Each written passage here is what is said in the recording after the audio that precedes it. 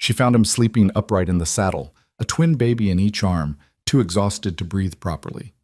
The Nebraska sun was setting blood red across the prairie when Evelyn Carter saw what should have been impossible: a lone cowboy swaying on his horse, clutching two infants like they were the last piece of heaven in a hell-bent world. By the time she reached him, Luke Heron had already crossed into that strange country between waking and dying, where a man's grip on life depends entirely on what he's holding on to. Before we ride into the story of mercy and murder, of love born from tragedy, tell me in the comments what city you're watching from. I want to see how far this tale travels across this wide country of ours. The prairie grass whispered secrets that spring evening in 1876. Secrets carried on a wind that smelled of coming rain and distant gunpowder. Evelyn Carter stood on the porch of the ranch house her late husband had built, watching the horizon swallow the sun whole, when she saw him, a dark figure wavering against the bleeding sky like a mirage born of heat and heartache. At first she thought it was a trick of the light, the way the setting sun played games with a widow's lonely eyes. But the figure kept coming, slow and deliberate, and as it drew closer, Evelyn's hand flew to her throat. She recognized the horse first, Dusty, the gray gelding that belonged to Luke Heron, the quiet cowboy who'd worked her late brother's ranch and had stayed on after her husband Thomas passed 6 months ago. But something was terribly wrong. Luke wasn't riding the way a man should ride. He was swaying in the saddle like a drunkard, his body tilted at an angle that defied gravity and good sense. Evelyn lifted her skirts and ran down the porch steps, her boots kicking up dust as she rushed toward him. The evening air was thick and golden, filled with the sound of crickets beginning their nightly symphony. But all Evelyn could hear was the thundering of her own heart. "Luke!" she called out, but her voice seemed swallowed by the vastness of the Nebraska plains. "Luke Heron!" As she got closer, running now with abandon, she saw what made her blood turn to ice water in her veins. Luke wasn't just exhausted, he was clutching something. No, two somethings pressed against his chest. Two small bundles wrapped in what looked like blood-stained cloth.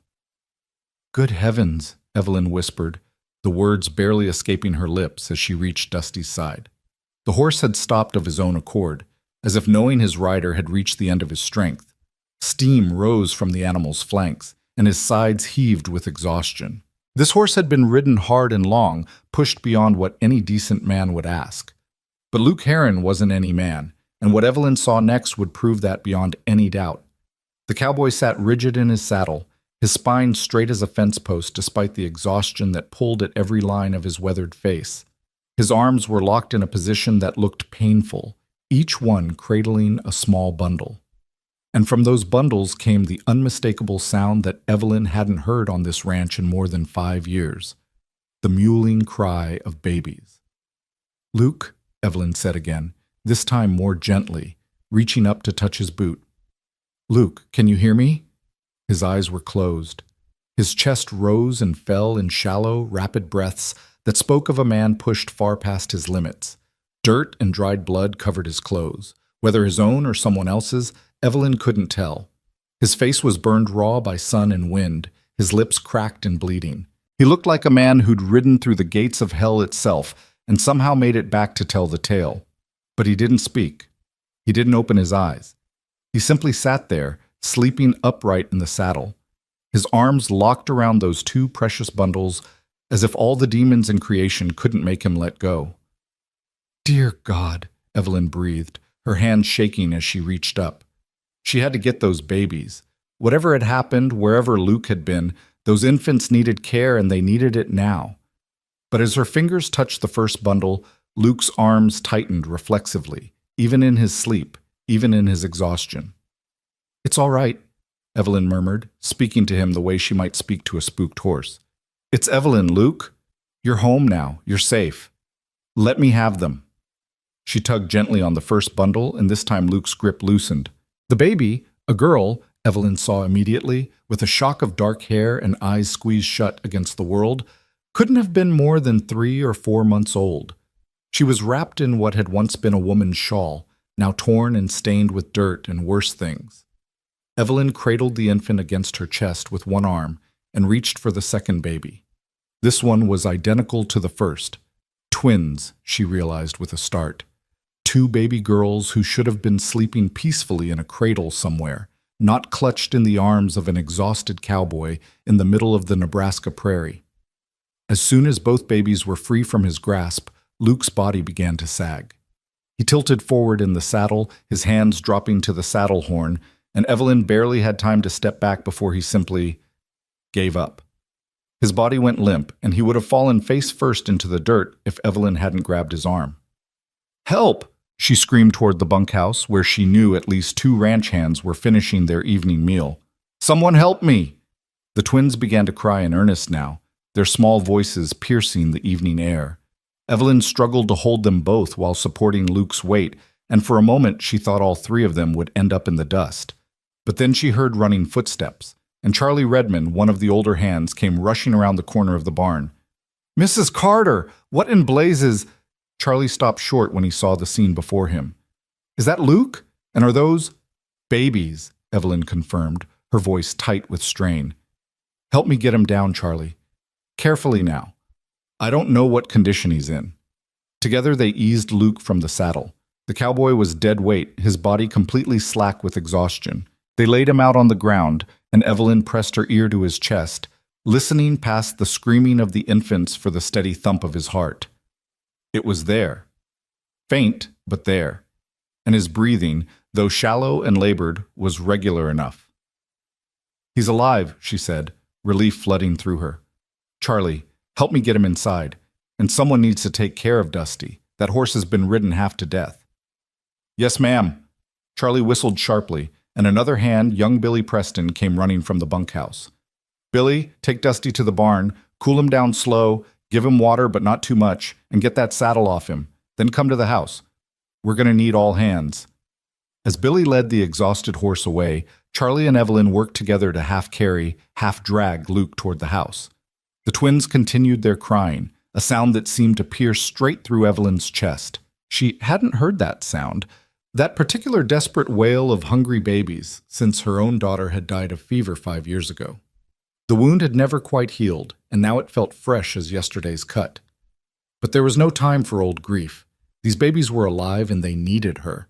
They got Luke through the front door and into the sitting room, laying him out on the horsehair sofa that Thomas had ordered all the way from Chicago before he died. Luke's boots left dirt trails across Evelyn's clean floor, but she didn't care. She was too busy trying to figure out what to do with two screaming infants and an unconscious cowboy. "Charlie, get me water," she commanded. "Clean water and lots of it, and send someone to fetch Doc Morrison from town if he's there. If not, we'll manage on our own." "Yes, ma'am." Charlie hurried toward the kitchen, and Evelyn was left alone with Luke and the twins. She laid the babies side by side on the rug near the fireplace, quickly checking them over for injuries. They seemed unharmed, dirty, hungry, and frightened, but whole. Their cries were strong, which was a good sign. Weak babies didn't cry like that. Satisfied that they weren't in immediate danger, Evelyn turned her attention to Luke. She knelt beside the sofa, her fingers working at the buttons of his shirt. The fabric was stiff with dried blood and dirt, and it took effort to get it open. When she finally did, she gasped. His chest and sides were covered in bruises, some old and yellowing, others fresh and purple-black. There were cuts, too, long scrapes that looked like they'd come from thorns or barbed wire. But no bullet holes, thank God. No deep wounds that would explain all the blood on his clothes. "Whose blood is this?" Evelyn whispered, running her hands over his ribs, checking for breaks. Luke groaned softly at her touch, but didn't wake. "What happened out there, Luke Heron? What did you ride through to get here?" Charlie returned with a basin of water and clean rags, and together they began the work of cleaning Luke up. They stripped off his shirt completely, revealing more bruises and cuts. His hands were the worst, torn and bloody, with what looked like rope burns around his wrists. "Looks like he's been in a hell of a fight," Charlie observed, his weathered face grim. "And tied up, by the looks of it." "Or tied something," Evelyn murmured, remembering how tightly Luke had been holding those babies. Maybe he tied himself to the saddle so he wouldn't fall. That would explain why he was riding so strange-like. Charlie shook his head in admiration. "That's some kind of determination right there, Mrs. Carter. Most men would have given up and made camp." "Most men don't ride through death carrying babies," Evelyn said softly, wringing out a rag and gently cleaning Luke's face. Bachiti Pem. Neath the dirt and blood, he looked younger than his 32 years, his features slack with exhaustion. Whatever happened, Charlie? He thought it was important enough to nearly kill himself getting here. As if in response to her words, Luke's eyes suddenly flew open.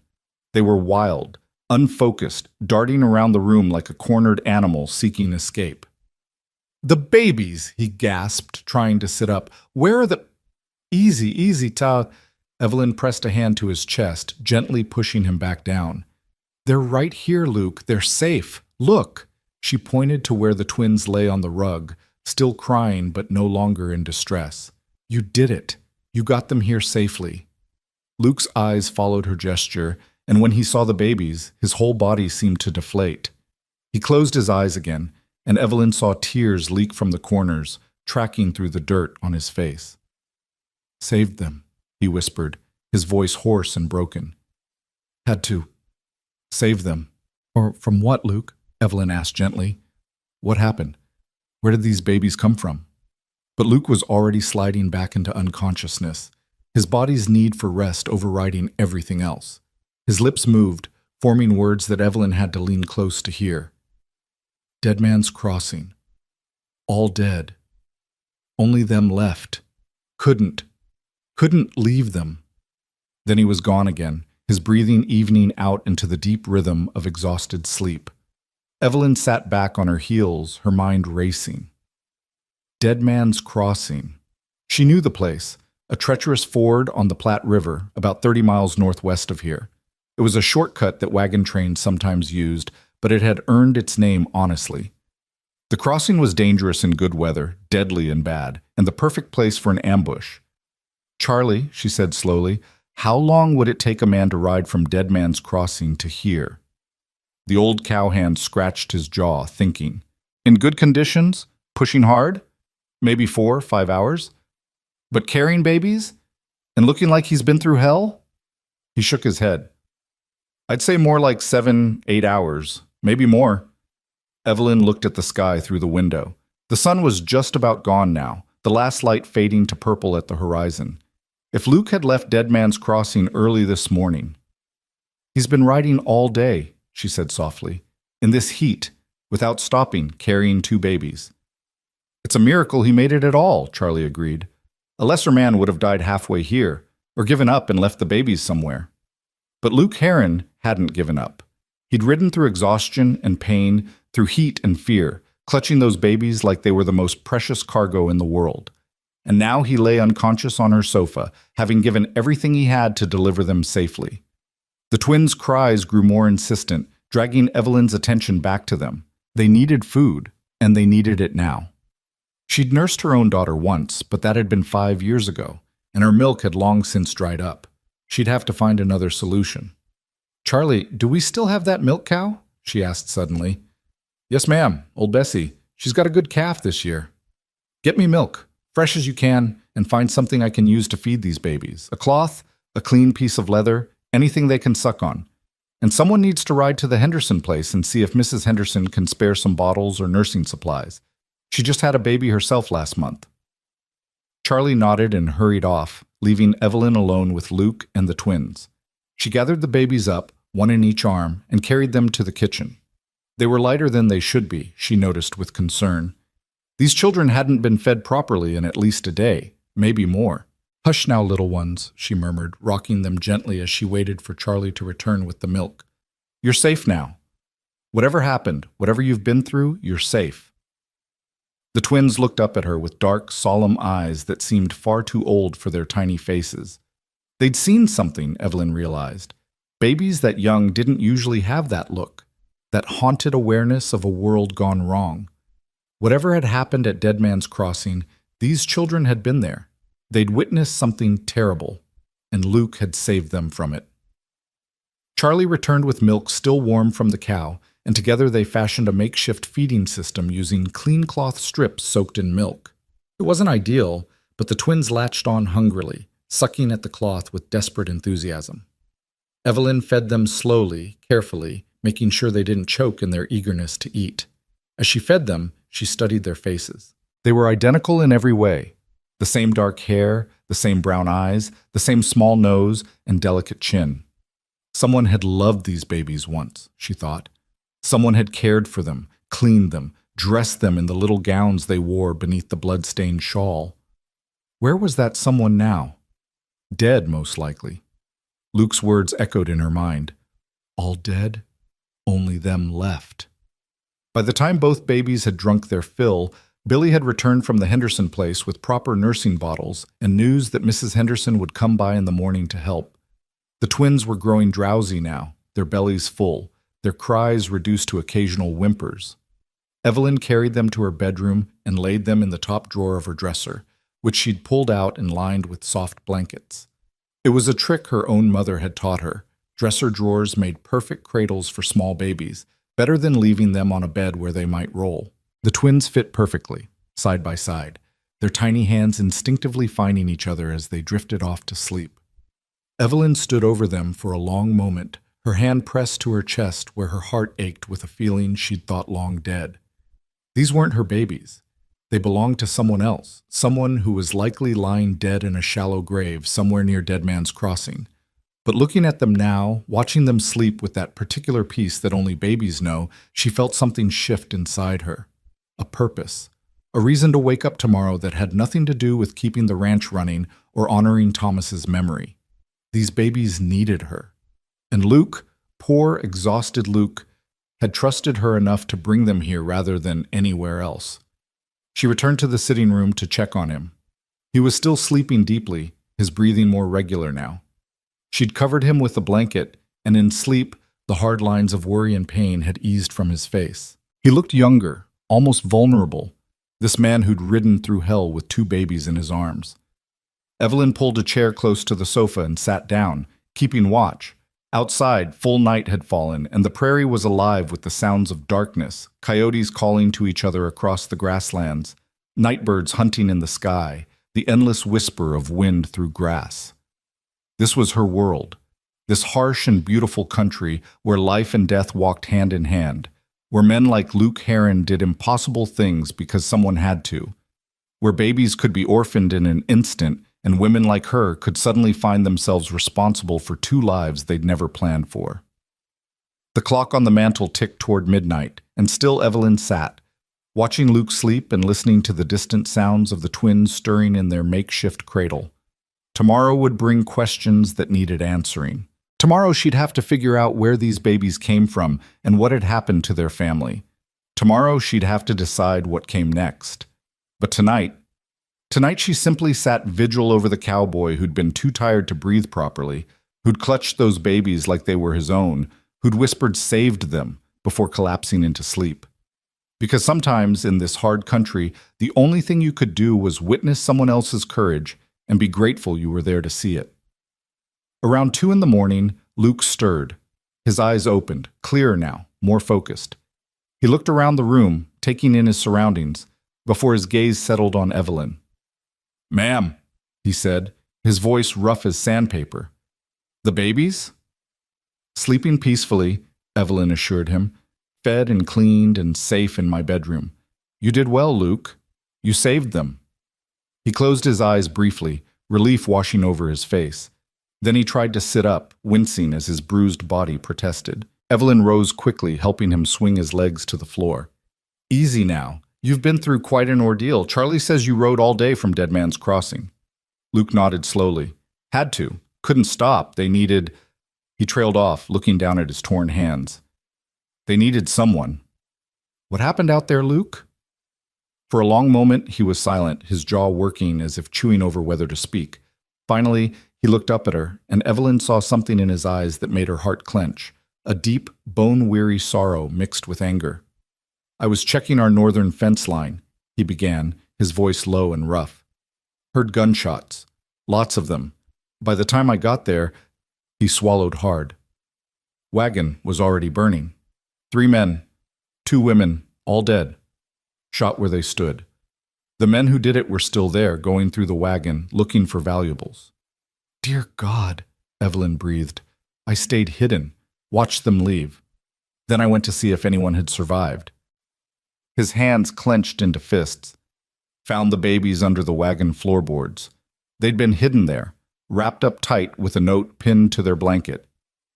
A note? Luke reached into his pocket, or tried to. His hands were shaking too badly. Evelyn gently took over, reaching into his vest pocket and pulling out a piece of paper, folded many times and stained with dirt and blood. She unfolded it carefully, angling it toward the lamplight. The handwriting was hurried, desperate, but clear enough to read. Please. If someone finds them, their names are Grace and Faith Morrison. Born March 15th, 1876. They are good babies. They deserve to live. Tell them their mama loved them. Tell them I'm sorry I couldn't protect them better. May God keep them safe. The note was signed with a shaking hand. Sarah Morrison. Evelyn's throat tightened. She looked at Luke, who was staring at the floor. She knew, he said quietly. That mother knew they were about to be attacked. She had just enough time to hide her babies and write that note. Then she died protecting them, trying to give them a chance. And you found them. I found them. Luke's voice was thick with emotion. They were so quiet, Mrs. Carter, like they knew they had to stay hidden. But when I opened that floorboard, they looked at me with those big eyes, and I couldn't leave them there. With their family dead all around them. I couldn't. So you brought them here. I didn't know where else to go. Ranch is 30 miles from there, and the nearest town is 45. You were closer, and I thought... He looked up at her, and in his eyes she saw something that made her breath catch. I thought if anyone would know what to do, it would be you.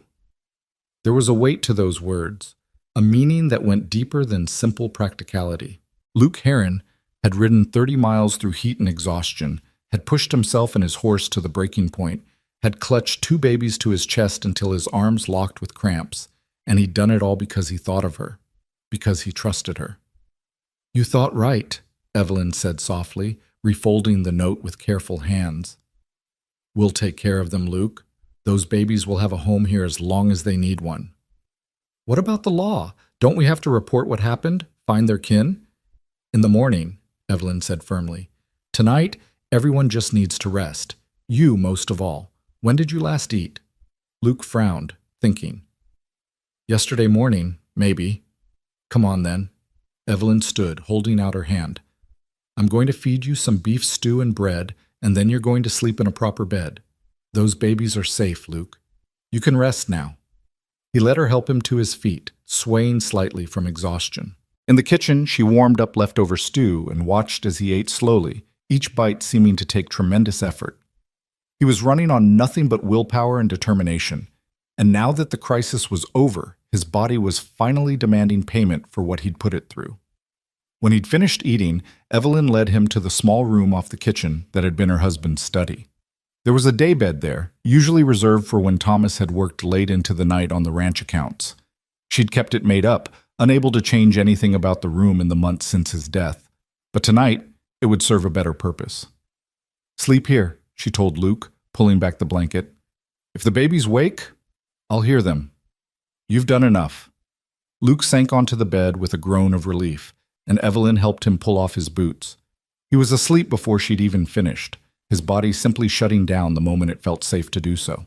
Evelyn covered him with a quilt and stood for a moment, looking down at this man who'd ridden through death itself to save 2 children who weren't his own, who'd given everything he had because it was the right thing to do, because someone had to, because those babies deserved a chance at life. She thought about Thomas, about the kind of man he'd been. Good and steady and reliable, but never passionate. Never the type to risk everything on a wild ride through dangerous country for strangers. Thomas had been practical, sensible, the kind of man who thought before he acted. Luke Heron was different. Luke acted from the heart, from some deep well of conviction that made him do impossible things. And standing there in the lamplight, watching him sleep with that same exhausted peace she'd seen on the twins' faces, Evelyn realized something that made her chest tighten with an emotion she couldn't quite name. This man was dangerous. Not in the way outlaws were dangerous, but in the way that truly good men were dangerous. They made you believe in things you'd given up on. They made you hope when hope seemed foolish. They made you feel things you'd carefully locked away after too much loss and heartbreak. Evelyn turned away, returning to her own room where the twins slept peacefully in their dresser drawer cradle.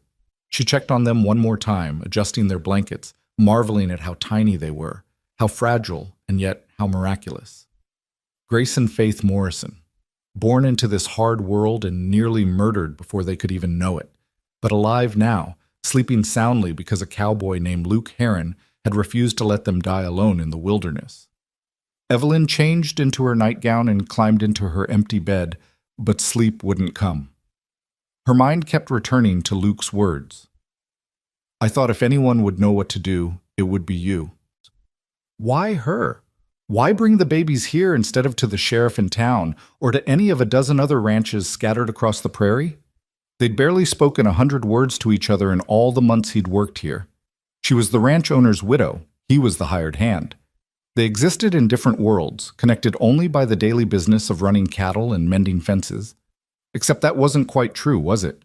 Evelyn remembered the way Luke always tipped his hat to her when they passed in the yard, his eyes kind and respectful. The way he'd fixed her porch step without being asked after he'd noticed her stumble one morning.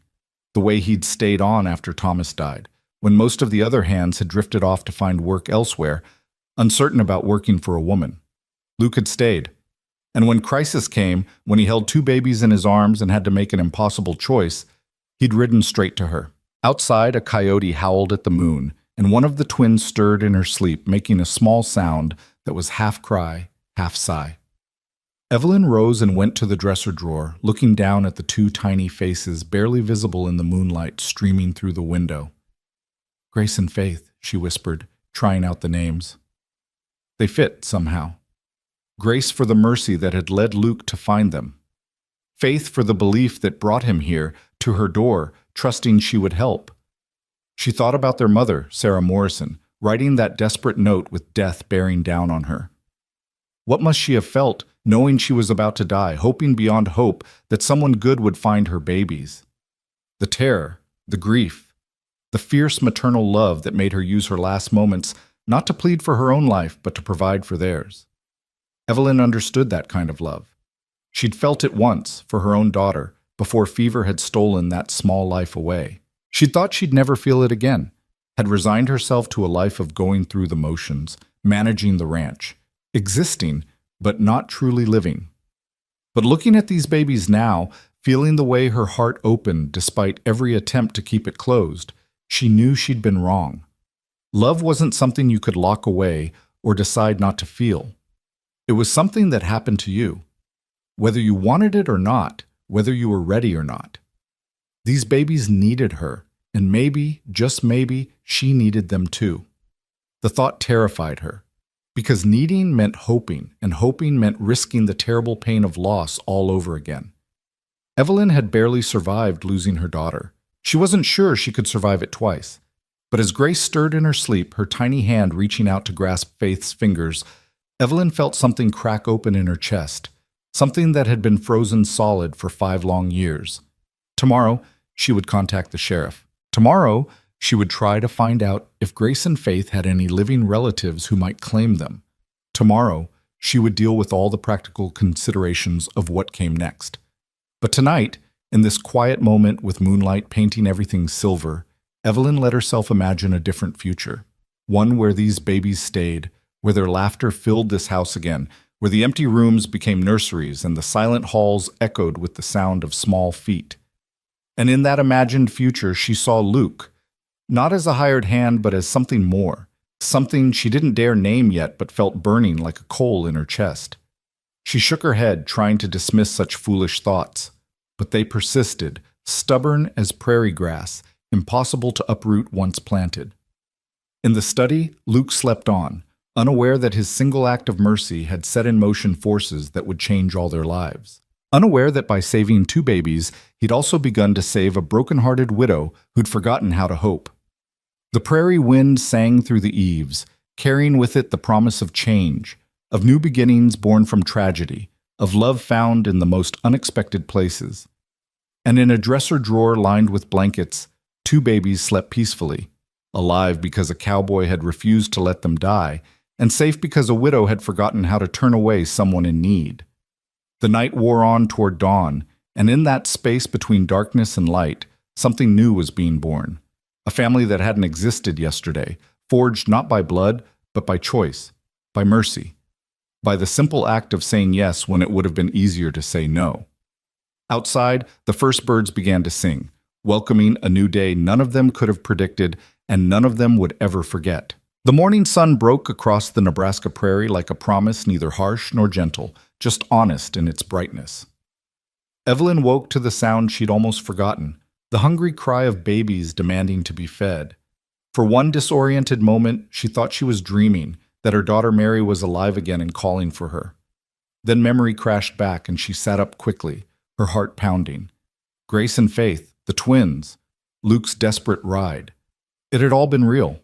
She hurried to the dresser drawer and found both babies awake, their faces scrunched up and red with indignation at being hungry and wet and generally displeased with the world. Despite everything, Evelyn smiled. That was a good sign. Babies who could work up a proper temper were babies with fight in them, and these two would need all the fight they could muster.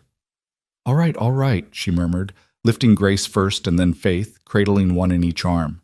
Let's get you sorted out, shall we? The next hour passed in a blur of changed diapers, made from torn flour sacks, since she had nothing else on hand, and careful feeding with the bottles Mrs. Henderson had sent. The twins ate greedily, their small hands grasping at the bottles, their eyes fixed on Evelyn's face with an intensity that made her chest ache. They were beautiful babies, she realized, not just in the way all babies are beautiful, but truly lovely, with perfect features and that luminous skin that seemed to glow from within. Someone had loved these children deeply, had cared for them well in their brief months of life. The tragedy of their loss hit Evelyn anew as she burped them gently, one on each shoulder. Your mama loved you, she whispered to them, remembering Sarah Morrison's desperate note. She loved you so much, she gave her life trying to keep you safe. Don't ever forget that. A sound from the hallway made her turn. Luke stood in the doorway, looking better than he had last night, but still worn around the edges. He'd washed his face and hands, but he wore the same torn, blood-stained clothes, and his eyes were shadowed with exhaustion that one night's sleep couldn't cure. Morning, ma'am, he said quietly. I heard them crying and thought maybe you needed help. I've got them for now, Evelyn replied. But you can help by eating some breakfast. There's coffee on the stove and biscuits in the warmer. Help yourself. Luke hesitated, as if unsure whether it was proper for a hired hand to eat in the main house kitchen, but hunger and exhaustion won out over propriety, and he nodded gratefully before disappearing toward the kitchen. When the babies were fed and settled, Evelyn laid them back in their makeshift cradle and went to join Luke. She found him at the kitchen table, eating slowly but steadily, his movements careful as if his body still hurt, which it probably did, given the bruises she'd seen last night. How are you feeling? She asked, pouring herself a cup of coffee and sitting across from him. Been better, Luke admitted. Been worse, too. I'll live. That's not exactly a ringing endorsement of your health. A ghost of a smile crossed his face. No, ma'am, I suppose it's not. But it's the truth. I'm sore and tired, but nothing's broken that time won't fix. Evelyn studied him over the rim of her coffee cup. In daylight, she could see details she'd missed last night, the way his dark hair curled slightly at his collar, the crow's feet at the corners of his eyes from squinting into too many suns, the surprising gentleness in hands that looked like they could break a man in half. Tell me more about what happened, she said. If you can, if it's not too hard to talk about. Luke set down his biscuit and stared at his plate for a long moment. When he spoke, his voice was low and controlled, but Evelyn could hear the anger underneath, carefully banked like coals waiting for wind. Like I said, I was riding fence line. It was early, maybe 7 in the morning. I heard shots, rifle fire, a lot of it, all at once. Then screaming, but it cut off quick. He paused, his jaw tightening. I rode toward the sound, but careful-like. Didn't know what I was riding into. Smart, Evelyn said softly. Got to the top of a rise overlooking Dead Man's Crossing and saw the whole thing laid out below. Wagon was stopped at the river's edge, and there were 4 men on horses circling it. The people from the wagon were already down, already dead. I could see bodies lying in the grass. Evelyn's hand tightened on her coffee cup. Did you recognize the men who did it? Luke shook his head. Never seen them before. They weren't local, that's for sure. Had the look of drifters, maybe Confederate deserters, or just plain outlaws. Hard men, the kind who'd kill for $1 or for nothing at all. He took a sip of coffee, his hands steady despite the horror he was describing. I watched them rifle through the wagon, taking whatever wasn't nailed down. Heard them laughing about it, about the killing. Dear God. One of them wanted to burn the wagon right then, but another said to wait, said there might be more valuables they hadn't found yet. So they spent near an hour going through everything, tossing goods out into the grass, arguing over who got what. Luke's voice had gone flat, emotionless, the way people spoke about terrible things when feeling them too deeply would break something inside. I had my rifle, could have taken one of them maybe, but there were 4 and I was alone. If I'd tried, I would have gotten killed and wouldn't have been any use to anyone. You did the right thing, Evelyn said firmly. 4 to 1, those are suicide odds. Felt like a coward, though, sitting up on that hill watching them desecrate those people's belongings, their bodies lying right there in the sun. He looked up at Evelyn, and she saw the guilt burning in his eyes. Should have done something. You did do something. You saved those babies. That's more than most men would have managed. Luke nodded slowly, accepting her words even if he didn't quite believe them. Eventually they rode off, heading west. I waited another half hour to make sure they were really gone. Then I went down to see if anyone had survived. He stopped, and Evelyn watched him gather himself, saw the moment when he had to force himself to continue. 3 men, 2 women, like I said. All shot clean through, quick kills. They were settlers by the looks of it. Wagon was full of furniture, farming tools, seed bags. One of the men had a watch that said, "To Jacob," on our wedding day. Another had letters in his pocket addressed to someone in Kansas. They were heading west, probably looking for cheap land to homestead. A family, Evelyn said softly. 2 families, I think. Maybe brothers and their wives or cousins. Can't say for sure. Luke rubbed his face with both hands, a gesture of weariness that went bone deep. I checked all the bodies, made sure there was nothing I could do. Then I heard it, just the tiniest sound like a kitten mewing. Took me a minute to figure out where it was coming from. Despite knowing how the story ended, Evelyn found herself leaning forward. The wagon floorboards. Yeah, there was a hidden compartment, real clever-like, under the driver's seat. Someone had pried it open just enough to shove something inside, then pushed it closed again. I got my knife out and worked it open, and there they were. Luke's voice softened, and something like wonder crept into his tone. 2 little babies, wrapped up tight, with that note pinned to their blanket. They looked at me with those big eyes, not crying anymore, just watching, like they were waiting to see if I was safe or not. They knew, Evelyn said.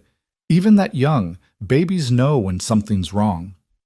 I picked them up, both of them together, and they just settled, like they'd decided I was all right. And I thought, these babies, they just lost everything. Everyone who loved them, everyone who was supposed to protect them, all gone.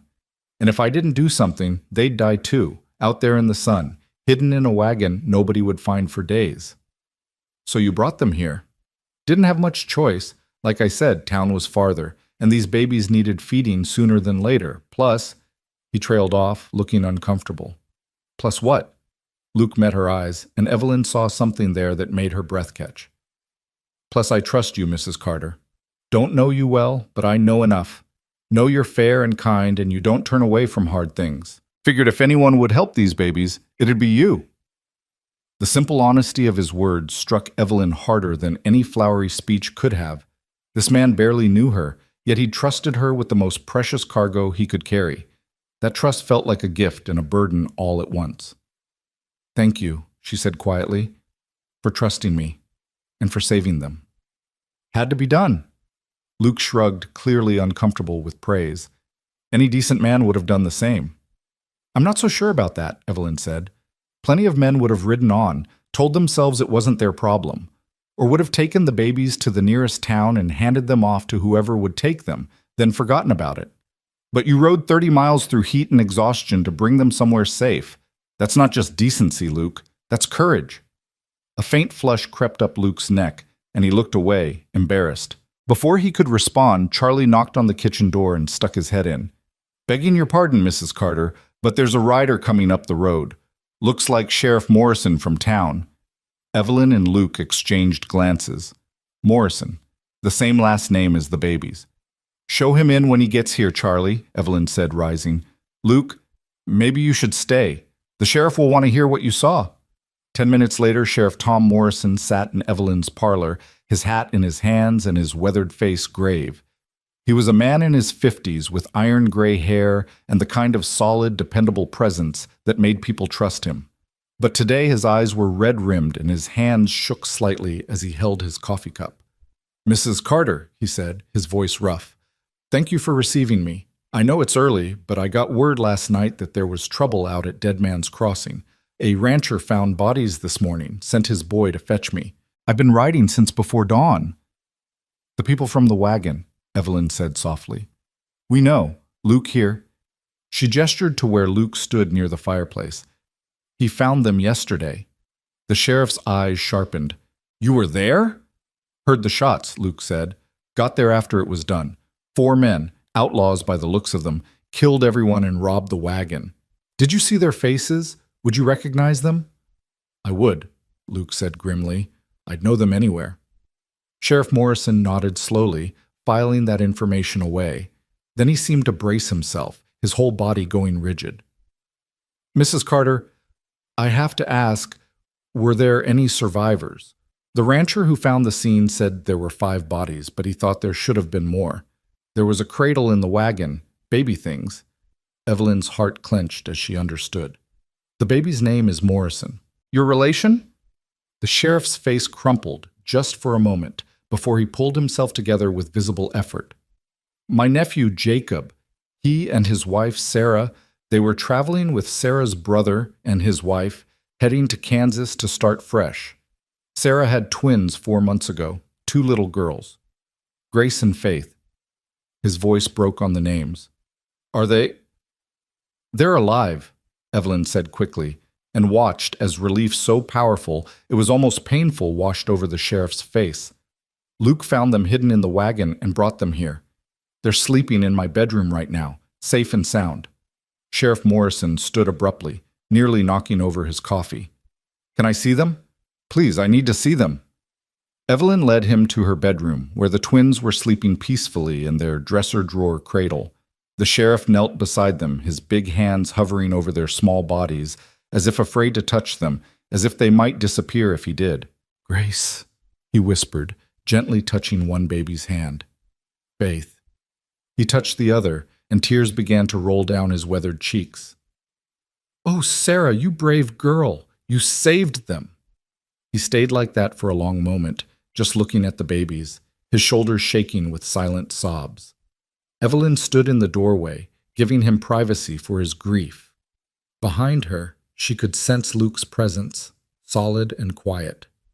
Finally, Sheriff Morrison stood, wiping his eyes roughly. I'm sorry, ma'am, that was unseemly.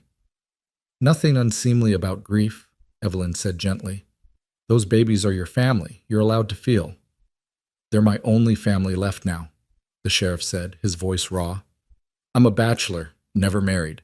Jacob was my sister's boy, the closest thing to a son I'll ever have. And now he's gone. They're all gone. He looked at the sleeping babies. Except for these 2. These precious little girls. They returned to the parlor, and Evelyn poured the sheriff more coffee while he gathered himself. When he spoke again, his voice was steadier, back in professional mode. I need to know everything you saw, Mr. Heron. Every detail. Those men need to be caught and hanged. Luke told the story again, this time with more detail. The color of the horses, the approximate ages of the men, the direction they'd headed. Sheriff Morrison took notes in a small leather book, his face growing grimmer with each detail. I'll wire the U.S. Marshal's office, he said when Luke finished. Get some deputies together and see if we can pick up their trail. It's been near 24 hours, but maybe we'll get lucky. I'll ride with you, Luke said immediately. I can identify them. No, Evelyn said, surprising herself with her vehemence. Both men looked at her. I'm sorry, Sheriff, but Luke nearly killed himself getting those babies here safely. He needs rest, and besides... She hesitated, then pressed on. Besides, those babies need him. He's the one who saved them. They should know that when they're older. Luke looked like he wanted to argue, but Sheriff Morrison nodded slowly. Mrs. Carter's right. You've done your part, son, and done it well. Rest up, and if we need you to identify anyone we catch, we'll send word. For now, the best thing you can do for Grace and Faith is stay alive and well. After the sheriff left, promising to return later to check on the twins, Evelyn and Luke stood in the parlor in awkward silence. Outside, the ranch was coming to life. She could hear Charlie calling orders to the hands, the lowing of cattle, the normal sounds of a working day beginning. But inside, everything had changed. I should get back to work, Luke said finally. Fences won't mend themselves. Luke Heron, you'll do no such thing, Evelyn said firmly. You're in no condition to work. You can barely stand up straight. I'm fine, ma'am. You're not fine. You're exhausted and injured and probably running on sheer stubbornness at this point. She crossed her arms. Consider it an order from your employer. No work for you today or tomorrow. Rest. Heal. The fences will still be there when you're better. Luke opened his mouth to argue, then seemed to think better of it. Yes, ma'am. Good.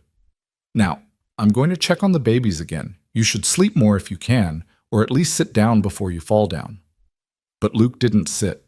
Instead, he followed her to the bedroom, drawn by some invisible thread to the babies he'd saved. They stood together by the dresser drawer, looking down at Grace and Faith sleeping peacefully, unaware of the tragedy that had orphaned them or the lengths one man had gone to keep them alive. What'll happen to them? Luke asked quietly.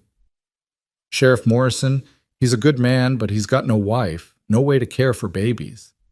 I don't know, Evelyn admitted. I suppose you'll have to find someone, or maybe send them to family back east, if there is any. They've been through enough, Luke said, his voice tight with emotion. Moving them again, sending them away to strangers. I know, Evelyn said softly. She looked at the babies, at their perfect little faces, and felt that dangerous warmth spreading in her chest again. I know. The days that followed fell into a rhythm that was both exhausting and strangely fulfilling.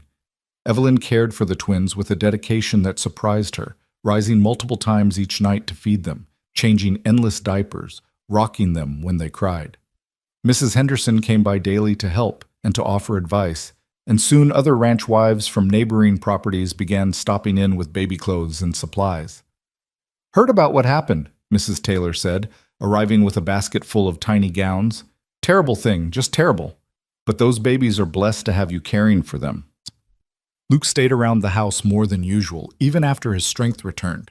He'd do his morning work with the cattle and fences, then find excuses to come back to the main house, checking if anything needed fixing, bringing in firewood, asking if Evelyn needed anything from town. But really, they both knew he was coming to see the babies.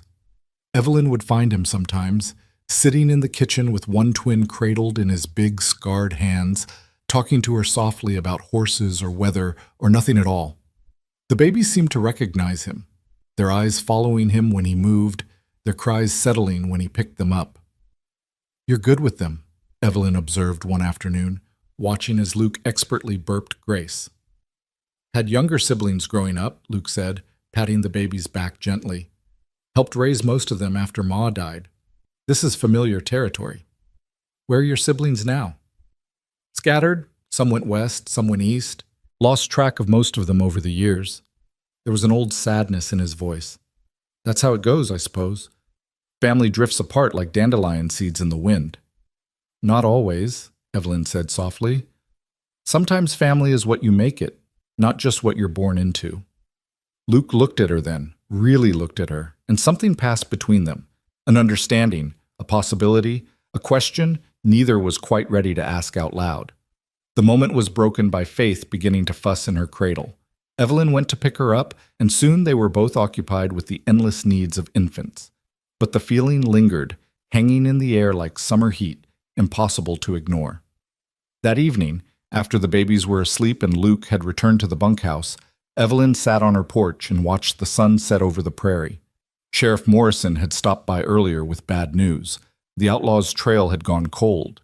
They'd disappeared into the wilderness like ghosts, and without more to go on, the search was being suspended. I'm sorry, he'd said, his face haggard. Those men will answer for what they did. If not in this life, then in the next. But justice for my nephew and his family, I'm afraid it'll have to wait. Now, sitting alone in the gathering dusk, Evelyn thought about justice and mercy, about revenge and forgiveness. Those men had stolen 5 lives and orphaned 2 babies, and they were out there somewhere, unpunished and free. It wasn't fair. It wasn't right. But then she thought about Grace and Faith, sleeping peacefully inside. They were alive because of mercy, because Luke had chosen to save rather than avenge. If he'd tried to take on those 4 outlaws, he would have died, and the babies would have died too, undiscovered in their hiding place. Sometimes, Evelyn realized, the best revenge was not revenge at all. It was choosing life over death, hope over despair. It was looking at 2 orphaned babies and saying, "You will not be another casualty. You will live." The screen door creaked and she turned to find Luke standing there.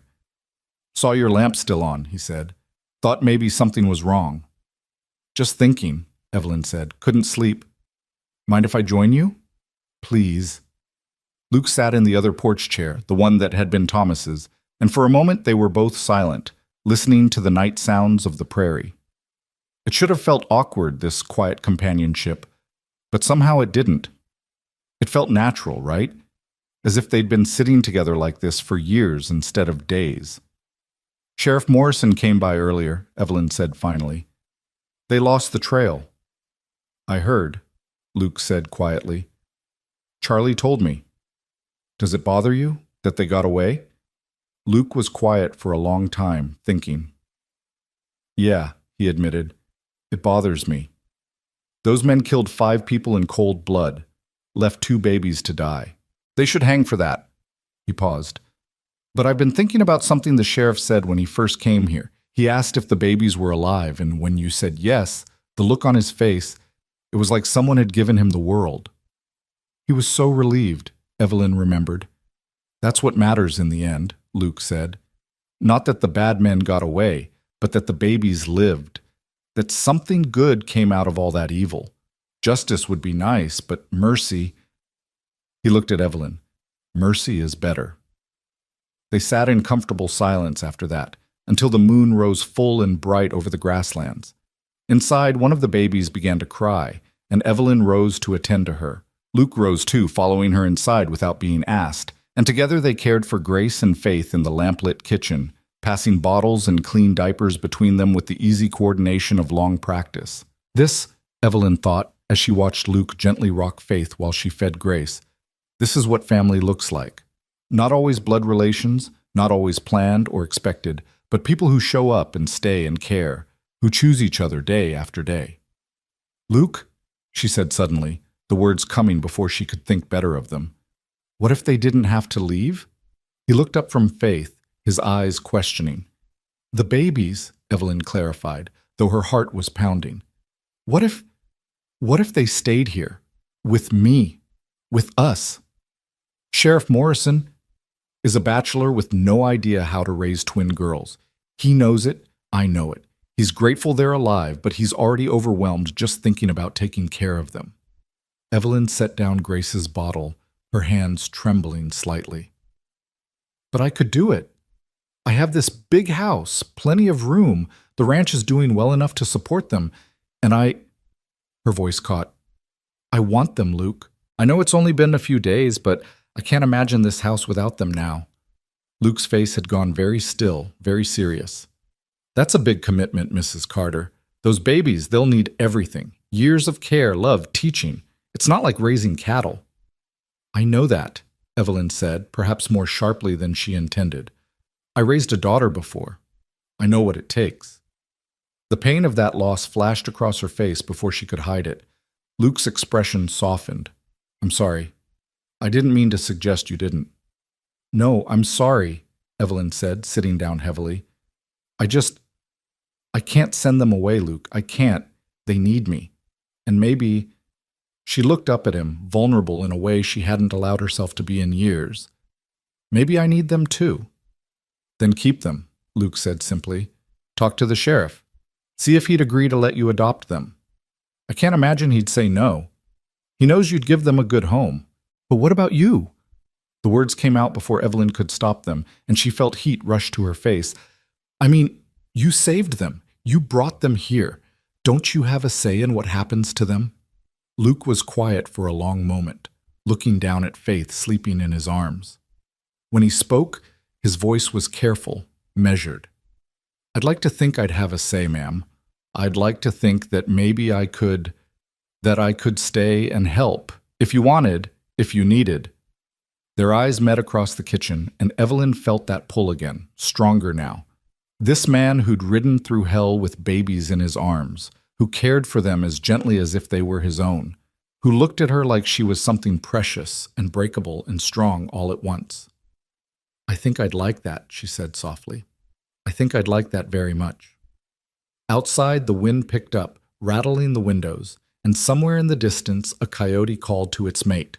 Inside, two babies slept peacefully, unaware that their future was being decided by two people who barely knew each other but were beginning to understand that sometimes the strongest bonds are forged in crisis, tested by hardship, and sealed by the simple decision to stay. The next morning brought a spring storm that had been building on the horizon for days, rolling in with dark clouds that turned the prairie sky the color of bruises. Evelyn woke to the sound of thunder rumbling in the distance and the twins fussing in their drawer, unsettled by the atmospheric pressure change that even babies could feel in their bones.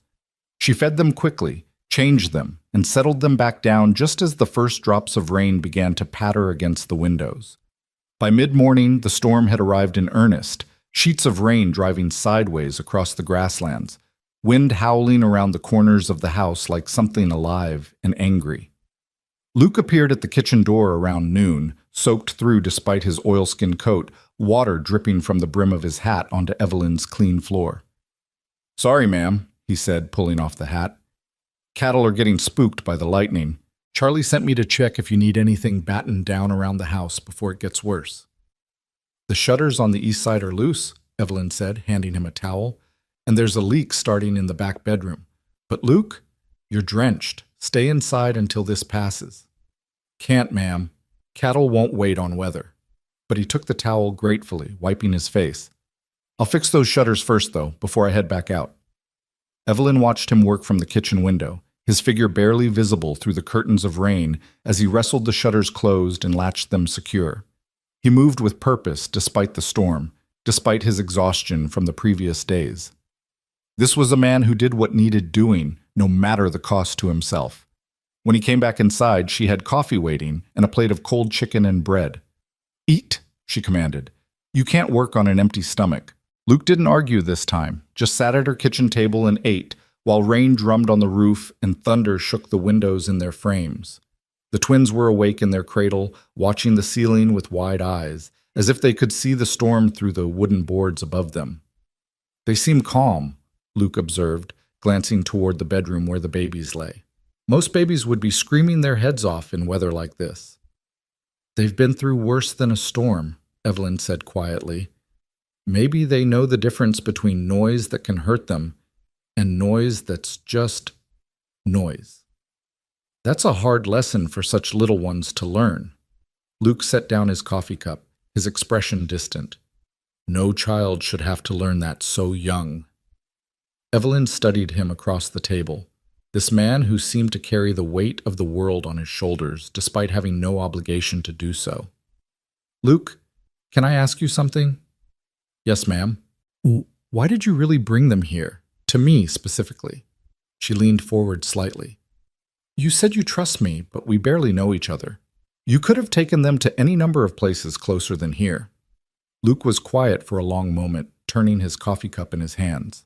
The storm raged outside, giving them a strange sense of isolation, as if they were the only people left in the world. "You ever watch someone when they don't know you're watching?" he asked finally. "See how they really are, when they're not performing for anybody?" Evelyn nodded slowly. "I've been working this ranch for near on 8 months now. In that time, I've seen you deal with dishonest suppliers, stubborn cattle, hands who tried to take advantage because you're a woman alone. I've seen you be fair when you could have been harsh, kind when you had every right to be cold." He looked up at her, and his eyes were honest and clear. "I've seen you leave food on the bunkhouse steps when the hands were short on supplies, even though they should have budgeted better. I've seen you sit up all night with a sick horse that wasn't worth saving just because you couldn't stand to see it suffer. I've seen you put flowers on your husband's grave every Sunday, rain or shine, and talk to him like he's still listening. Evelyn felt heat rise to her cheeks, embarrassed and touched that he'd noticed all these small things she thought no one saw. So when I was sitting on that horse with 2 babies in my arms, trying to figure out where to go, your face was the one that came to mind, Luke continued, because I knew in my bones that you wouldn't turn them away, that you'd see them as what they are, 2 innocent lives worth saving, not just a burden or a problem to be solved. He paused. And I was right, wasn't I? You were right, Evelyn whispered, her throat tight with emotion. I couldn't turn them away if I tried. Neither could I. Luke's voice was rough. Soon as I saw them looking up at me from that hiding spot, I was done for. They got under my skin somehow, those 2 little girls. Made me think about things I'd given up thinking about a long time ago. What things? He looked away, out the rain-streaked window. Family, home, a reason to stay in one place instead of drifting from ranch to ranch, never putting down roots. He laughed, but there was no humor in it. I'm 32 years old, Mrs. Carter. Most men my age have wives and children, a piece of land they can call their own. I've got nothing but the clothes on my back and a horse that's getting too old for hard riding. That's not nothing, Evelyn said firmly. You have your honor, your courage, your good heart. Those things matter more than land or money. Try paying for a future with honor, Luke said bitterly. Try building a life on good intentions. Before Evelyn could respond, a tremendous crack of thunder shook the house, followed immediately by a splintering crash from outside. Both of them jumped up, and Luke rushed to the window. Lightning hit the old oak by the barn, he said, his voice tight with alarm.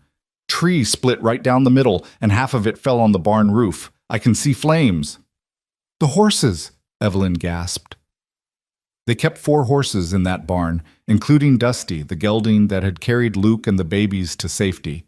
Luke was already moving, grabbing his hat and coat. Stay here with the babies. I'll get the horses out.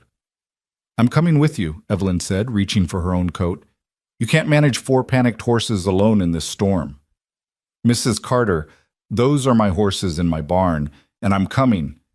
Her tone left no room for argument. The babies will be fine for a few minutes. They're safe inside. They ran out into the storm together, the wind nearly knocking Evelyn off her feet. Rain lashed at them horizontally, cold and sharp as needles. Through the sheets of water, she could see orange flames licking up from the barn roof where the tree had punched through, the fire somehow persisting despite the downpour. The barn doors were already open, and Charlie was inside trying to calm the horses, who were screaming and kicking at their stalls in terror. Smoke was beginning to fill the space, thick and acrid. Get them out, Luke shouted over the roar of wind and fire. Don't try to lead them. Just open the stalls and let them run. They'll head for the paddock on their own. Together, the 3 of them worked to release the panicked animals. The first 2 horses bolted as soon as their stall doors opened, racing out into the storm. The third, a young mare named Daisy, was too frightened to move, pressing herself into the back corner of her stall and rolling her eyes white with fear. I've got her, Luke said, ducking into the stall. Evelyn watched as he approached the terrified horse slowly, speaking in a low, calm voice that somehow carried over the chaos. Easy, girl, easy now. Nobody's going to hurt you. Just need you to walk with me, that's all. Just walk. The mare's ears twitched toward his voice, and slowly, incredibly, she began to calm. Luke reached her side and ran his hand down her neck, still talking in that soothing tone. Then he was leading her out, one careful step at a time, through smoke and flame and storm. But the 4th horse, Dusty, was trapped. Part of the fallen tree had crashed through the roof directly above his stall, blocking the door with burning branches. The old gelding was kicking at the walls, trying to break free, his screams cutting through Evelyn's heart like knives. We can't reach him, Charlie shouted, coughing in the smoke. The whole roof is going to come down any second. We need to get out. No, Luke said flatly. He was already grabbing an axe from the wall. I'm not leaving him. That horse carried me and those babies 30 miles. I'm not letting him burn. Luke, it's too dangerous, Evelyn started, but he was already moving toward Dusty's stall, swinging the axe at the burning branches that blocked the door. "Get outside," he ordered, not looking back. "Both of you. Now!" Charlie grabbed Evelyn's arm, trying to pull her toward the door, but she wrenched free. "I'm not leaving him," she said, echoing Luke's words. If he was going to be foolish enough to risk his life, she was going to be there to pull him out if things went wrong. Luke chopped through the branches with desperate speed, flames singing his hands and arms, smoke choking his lungs. Above them, the roof groaned ominously, and Evelyn could see more of the structure beginning to sag. "Luke, hurry!" she screamed. With one final swing, the last branch fell away, and Luke threw open the stall door. Dusty reared up, nearly striking him, but Luke dodged and grabbed the horse's halter. "Come on, old friend," he gasped. "Time to go." The gelding seemed to understand. He followed Luke toward the barn entrance, moving as fast as his old legs could carry him. Evelyn ran ahead of them, clearing the path, and they burst out into the rain just as a section of the barn roof collapsed behind them with a tremendous roar. They kept running until they reached the paddock fence, where the other horses had gathered, still agitated, but safe. Luke released Dusty, who trotted off to join his companions, and then he simply collapsed onto the muddy ground, coughing violently. Evelyn dropped to her knees beside him. "Are you hurt? Luke, look at me. Are you hurt?" "I'm fine," he wheezed, but his hands were burned and his face was streaked with soot and tears. Whether from smoke or emotion, she couldn't tell. "Is everyone out? Charlie, the other hands?" "We're all out," Charlie confirmed, appearing through the rain. He was limping slightly, but otherwise unharmed. Billy and the other boys were in the bunkhouse when it happened. Everyone's accounted for. They sat in the mud and rain, watching the barn burn. The storm was helping to contain the fire, keeping it from spreading to other buildings, but there was no saving the structure itself. By the time the rain finally began to ease, the barn was nothing but blackened timber and smoking ruins. "I'm sorry, Mrs. Carter," Charlie said quietly. "That was a good barn. Your husband built it himself the first year you came here." Evelyn looked at the destruction, at yet another piece of Thomas being taken from her, and felt a strange sort of calm. "It's just wood and nails," she said. "We can build another barn. We can't replace people or horses. Everyone who matters is safe." She helped Luke to his feet, supporting him as they walked back to the house. He was shaking now. Whether from cold or shock or delayed fear, she couldn't tell. Inside, she sat him down at the kitchen table and began tending to his burned hands, spreading salve over the blistered skin with gentle fingers. "You could have died in there," she said, her voice shaking despite her best efforts to control it. "That roof could have come down on your head." "But it didn't," Luke said. "And Dusty's alive. He's just a horse, Luke. He's not worth your life." "He's not just a horse." Luke's voice was fierce despite his exhaustion. "He carried those babies to safety. He earned his life today, same as they did. I wasn't going to let him die for lack of trying." Evelyn finished bandaging his hands and sat back, looking at him. This man who would risk everything for two babies he didn't know, for a horse that had done its duty. This man who seemed incapable of walking away from someone in need, no matter what it cost him. "You're going to get yourself killed one of these days," she said softly, "running into burning buildings, fighting lost causes." "Maybe," Luke agreed, "but I'll die knowing I tried. That's more than most people can say." The twins began crying then, disturbed by all the commotion, and Evelyn went to tend to them. She found both babies red-faced and wailing, their small fists waving in indignation at being ignored for so long. As she picked up Grace, she caught sight of herself in the mirror over her dresser, hair wild and wet, face streaked with soot, dress torn and muddy. She looked like she'd been through a war, and in a way, she supposed she had. Luke appeared in the doorway, watching as she cradled the babies. "Need help?" he asked. "Always," Evelyn said with a tired smile. "Can you hold Faith while I feed Grace?" They settled into the familiar routine, passing babies and bottles between them, and slowly the chaos of the day began to recede. The storm had passed, leaving behind a clean-washed world where everything smelled of rain and smoke and new beginnings. "Mrs. Carter," Luke said after a while, his voice hesitant. "Earlier you said something about the babies staying, about adopting them. Did you mean that?" "I meant it," Evelyn said firmly. I'm going to talk to Sheriff Morrison tomorrow, see what needs to be done legally. Those babies belong here, Luke. This is their home now. And what about me? The question came out so quietly she almost missed it. Do I belong here too? Evelyn looked at him over Grace's small head, this man who'd saved her horses and held her babies and made her feel things she'd thought dead and buried with Thomas. I think you do, she said carefully. If that's what you want. If you want to stay and help raise them, help rebuild the barn, help run this ranch, I'd welcome it. As what? Luke pressed. As a hired hand? As help with the babies? What exactly are you offering, Mrs. Carter? The question hung between them, heavy with implications neither of them was quite ready to name. Evelyn's heart hammered in her chest as she searched for the right words. I'm offering a partnership, she said finally. Someone to help me make decisions about this place, about those babies. Someone I can trust. Someone who... She trailed off, losing courage. Someone who what? Luke's eyes were intent on her face. Someone who stays, Evelyn whispered. Not because they're paid to, but because they want to. Because this place matters to them. Because the people here matter. The people, Luke repeated, meaning the babies. Meaning all of us, Evelyn said, her voice trembling but clear. The babies. The ranch. Me. The words fell into silence. Faith had finished her bottle and was drowsing in Luke's arms, her tiny hand wrapped around his thumb. Grace was already asleep against Evelyn's shoulder. In the quiet kitchen, with the late afternoon sun breaking through the storm clouds and painting everything gold, they looked like a family, not the family either of them had planned or expected, but a family nonetheless. I want to stay, Luke said finally. Not just for the babies, though God knows they've gotten under my skin, but for you too, Mrs. Carter. For Evelyn. He said her name carefully, as if testing its weight on his tongue. If that's not too forward.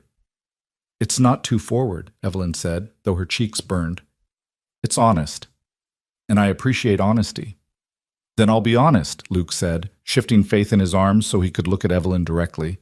I think about you more than is probably proper for a hired hand to think about his employer. I think about you in the morning when I'm out with the cattle, wondering if you're managing all right with the babies. I think about you at night when I'm trying to sleep, wondering if you need help or if you're sitting alone in that big house, wishing things were different. He paused. And I think about what it would be like to have a real home, with you and those babies, instead of just a job that'll end when the season changes or the money runs out. Evelyn couldn't breathe. She'd suspected he felt something, had seen it in the way he looked at her, the way he always found excuses to stay near the house. But hearing him say it out loud, hearing him lay his heart bare like this, was overwhelming. Luke? She began, not sure what she was going to say, but he held up a hand. Let me finish, he said. I know this is fast. I know we barely know each other in the way people usually know each other before they start thinking about futures together. But these past few days, taking care of those babies with you, working beside you, seeing how strong and kind and good you are, it's shown me more about you than a year of polite conversation could have. And I like what I see. More than like, if I'm being completely honest. What are you saying? Evelyn whispered, though she thought she knew, though her heart was racing so fast she felt dizzy. I'm saying I want to stay, not as hired help, but as... He struggled for words. As someone who has a stake in this place, in those babies' futures, in your future, if you'll have me. That sounds an awful lot like you're proposing something, Evelyn said, her voice barely audible. Maybe I am, Luke said. Maybe I'm saying that those babies need a father as much as a mother, that this ranch needs someone to help run it properly, that you need someone who'll stand beside you, not behind you, and maybe, just maybe, I'm saying that I could be that person, if you'd let me. Evelyn looked down at Grace sleeping in her arms, then across at Faith cradled against Luke's chest, then finally at Luke himself, this good, brave, impossible man who'd ridden into her life carrying 2 babies and somehow made her believe in second chances. It's too fast, she said, but her voice lacked conviction. Is it? Luke challenged gently. We've been through more in the past week than most couples go through in a year. Fire and death and birth and fear and hope. If that doesn't show you who a person really is, what does? People will talk, Evelyn said. A widow remarrying so quickly, to a hired hand, no less. Let them talk, Luke said firmly. Their opinions don't keep those babies fed. Their opinions don't rebuild that barn or keep this ranch running. Their opinions don't matter one damn bit compared to what's real and what's right. And what's right? Evelyn asked. How do we know this is right and not just two lonely people grabbing at something because it's there? Luke was quiet for a moment, thinking. Then he said, I can't speak for you. But for me, this isn't about loneliness. This is about recognition, like seeing something you didn't know you'd been looking for your whole life, and suddenly understanding that everything before was just waiting. Waiting for this moment, this person, this choice. He looked at her steadily. Does that sound like I'm just grabbing at something convenient? No, Evelyn admitted. It sounds like you've been thinking about this a lot. I have been, Luke said.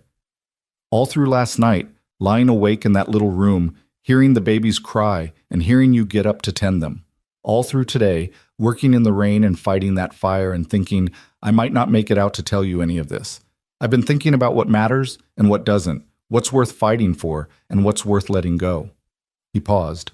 And I've decided you're worth fighting for. Those babies are worth fighting for. This, whatever this is between us, is worth fighting for. Evelyn felt tears prick her eyes, and she blinked them back angrily. She'd cried enough over the past few years, mourning Thomas, mourning her daughter, mourning the life she'd thought she'd have. She didn't want to cry anymore, not even happy tears. And she blinked them back angrily. She'd cried enough over the past few years, mourning Thomas, mourning her daughter, mourning the life she'd thought she'd have. She didn't want to cry anymore, not even happy tears. But they came anyway, sliding down her cheeks as she looked at this man who'd somehow seen past all her walls and defenses to the lonely, frightened woman beneath. This man who wasn't asking her to be anything other than herself, strong and capable and in need of help all at once. I'm scared, she whispered. I'm scared to hope for this. Every time I've loved something, it's been taken away. My daughter, my husband. What if I let myself love you and those babies and then you'll have loved, Luke interrupted gently. You'll have been brave enough to try again. That's all anyone can do, Evelyn. Try and hope and take the risk. But what if it's not enough? What if it is, he countered. What if we take this chance and it works? What if those babies grow up happy and healthy with two parents who love them? What if you and I build something real here, something that lasts? You make it sound so simple, Evelyn said through her tears. It is simple, Luke said. Not easy, but simple. Do you want this? Do you want me to stay, to help raise these babies, to be your partner in all of it? Yes or no? Evelyn looked at Grace sleeping peacefully in her arms, then at Faith nestled against Luke, then out the window at the smoking ruins of the barn that would need rebuilding, at the prairie stretching endlessly under the clearing sky. She thought about Thomas and how much she'd loved him, and how his love had been gentle and safe and ultimately not enough to fill all the empty spaces in her heart. Then she thought about Luke, who was neither gentle nor safe, who challenged her and scared her and made her feel more alive than she'd felt in years. Yes, she heard herself say, the word coming out stronger than she'd expected. Yes, I want this. I want you to stay. Not just for the babies, but for me. For us. Luke's face transformed, a smile breaking across it like sunrise. You mean it? I mean it, Evelyn said, and suddenly she was smiling too, crying and smiling at the same time. But Luke, we have to do this right, for the baby's sake, for the ranch's sake. People need to see that this is legitimate, that we're not just... We'll do it right, Luke promised. We'll talk to Sheriff Morrison, get the adoption paperwork started. We'll court properly, let people see that this is real. And when enough time has passed that even the biggest gossip in town can't find fault, we'll make it official. Make what official? Evelyn asked, needing to hear him say it. We'll get married, Luke said simply. Properly married, in a church with witnesses and vows before God. Those babies will have two parents, legal and true. This ranch will be ours together, and you'll be my wife. The word hung in the air between them, heavy with promise and possibility. Wife. It had been so long since Evelyn had been anyone's wife, and she'd thought she never would be again. But hearing Luke say it, seeing the certainty in his eyes, she felt something shift inside her, the final wall crumbling, the last defense falling away. "All right," she whispered. "All right, yes. We'll do it. We'll be a family." Faith chose that moment to wake up, letting out a small cry that quickly escalated to full-throated wailing. Grace woke a second later, joining her sister in an impressive display of infant displeasure. And just like that, the heavy, emotional moment broke, replaced by the immediate needs of two hungry babies. Luke and Evelyn looked at each other and laughed, helpless in the face of such perfect timing. "Welcome to family life," Evelyn said, rising to prepare bottles. "It's all romance and deep conversation until someone needs a diaper changed." "I wouldn't have it any other way," Luke said, standing carefully with Faith. "This is real. This is what matters." As they worked together to feed and change the twins, the evening settling soft and golden around them, Evelyn felt something she hadn't felt in years. Hope. Real, solid hope that maybe, just maybe, life could be good again. That love could be found in the ashes of loss. That a family could be built from the broken pieces of other families, held together by choice and commitment and the simple decision to stay. Outside, the ranch hands were already beginning cleanup from the storm, voices calling to each other as they assessed damage and made plans for repairs. Tomorrow would bring hard work, difficult conversations, and the beginning of a new chapter none of them had planned for. But tonight, in the quiet kitchen with two babies and one good man, Evelyn Carter allowed herself to believe that everything was going to be all right. More than all right. It was going to be beautiful. The week that followed the storm passed in a blur of activity and careful planning. Sheriff Morrison came by 3 days after the fire, his weathered face showing both relief and resignation as he sat in Evelyn's parlor with a cup of coffee, going cold in his hands. "I've been thinking about those girls," he said without preamble, his eyes drifting to where the twins lay sleeping in their cradle. "Thinking about what's best for them, not what's easiest for me." "And what have you concluded?" Evelyn asked, though her heart was already hammering with hope. "That they need a mother more than they need an old bachelor uncle who doesn't know the first thing about raising children," Morrison said heavily. "I love those babies, Mrs. Carter. They're all I have left of my nephew and his wife. But love isn't always enough, is it? Sometimes love means knowing when to step aside." Luke, who'd been standing quietly near the fireplace, spoke up. "You're not stepping aside, Sheriff. You're choosing what's best for them. That takes a different kind of courage." Morrison looked at him with something like gratitude. "You saved them, son. Brought them here when they needed saving most. I reckon you've earned a say in their future, too." He turned back to Evelyn. "If you're willing, Mrs. Carter, I'd like to sign over guardianship to you. Legal and proper. The twins would be yours to raise as you see fit, with all the rights and responsibilities that entails." Evelyn's throat tightened. "I'm willing. More than willing. Those babies have become—" She struggled for words. "They've become my reason for waking up each morning. I can't imagine this house without them anymore." "Then we'll draw up the papers," Morrison said, relief evident in his voice. "I'll still visit, if that's all right. Still be Uncle Tom to them. But you'll be their mother in every way that counts." "Always welcome," Evelyn assured him. "They should know their uncle, know where they came from." "We'll make sure they remember their parents, too, when they're old enough to understand." After Morrison left, promising to return with the necessary legal documents, Evelyn found herself on the porch again, watching the sun sink toward the horizon. Luke joined her a few minutes later, 2 cups of coffee in his hands. "You did good in there," he said, handing her one, giving him the dignity of choosing instead of just taking the babies from him. "He's their family," Evelyn said simply. "Just because I'm going to raise them doesn't mean I should erase where they came from." She sipped her coffee, letting the warmth spread through her. "Did you mean what you said? About earning a say in their future?" "Every word," Luke confirmed. "Those babies and we've been through something together. Sounds foolish, maybe, but I feel connected to them, like we're bound somehow." "It's not foolish," Evelyn said softly. "You saved their lives. That creates a bond that can't be broken." She paused, then added carefully, "You should be there when we sign the papers. As a witness, officially, but also because Because you're going to be their father, aren't you? When we marry. The words hung between them, making real what they'd only danced around before. Luke set down his coffee cup and turned to face her fully. Is that what you want? For me to be their father? I think it's what they need, Evelyn said. And what I want. But Luke, fatherhood isn't something you can do halfway. It's not just living in the house and helping with chores. It's being there for them, always. Through sickness and health, through good times and hard. It's putting them first before your own wants or needs. I know what it means, Luke said quietly. I helped raise my siblings, remember? I know about midnight fevers and endless questions and the way children can break your heart just by growing up. He reached out and took her hand, his touch gentle despite his calloused palm. I'm ready for it, Evelyn.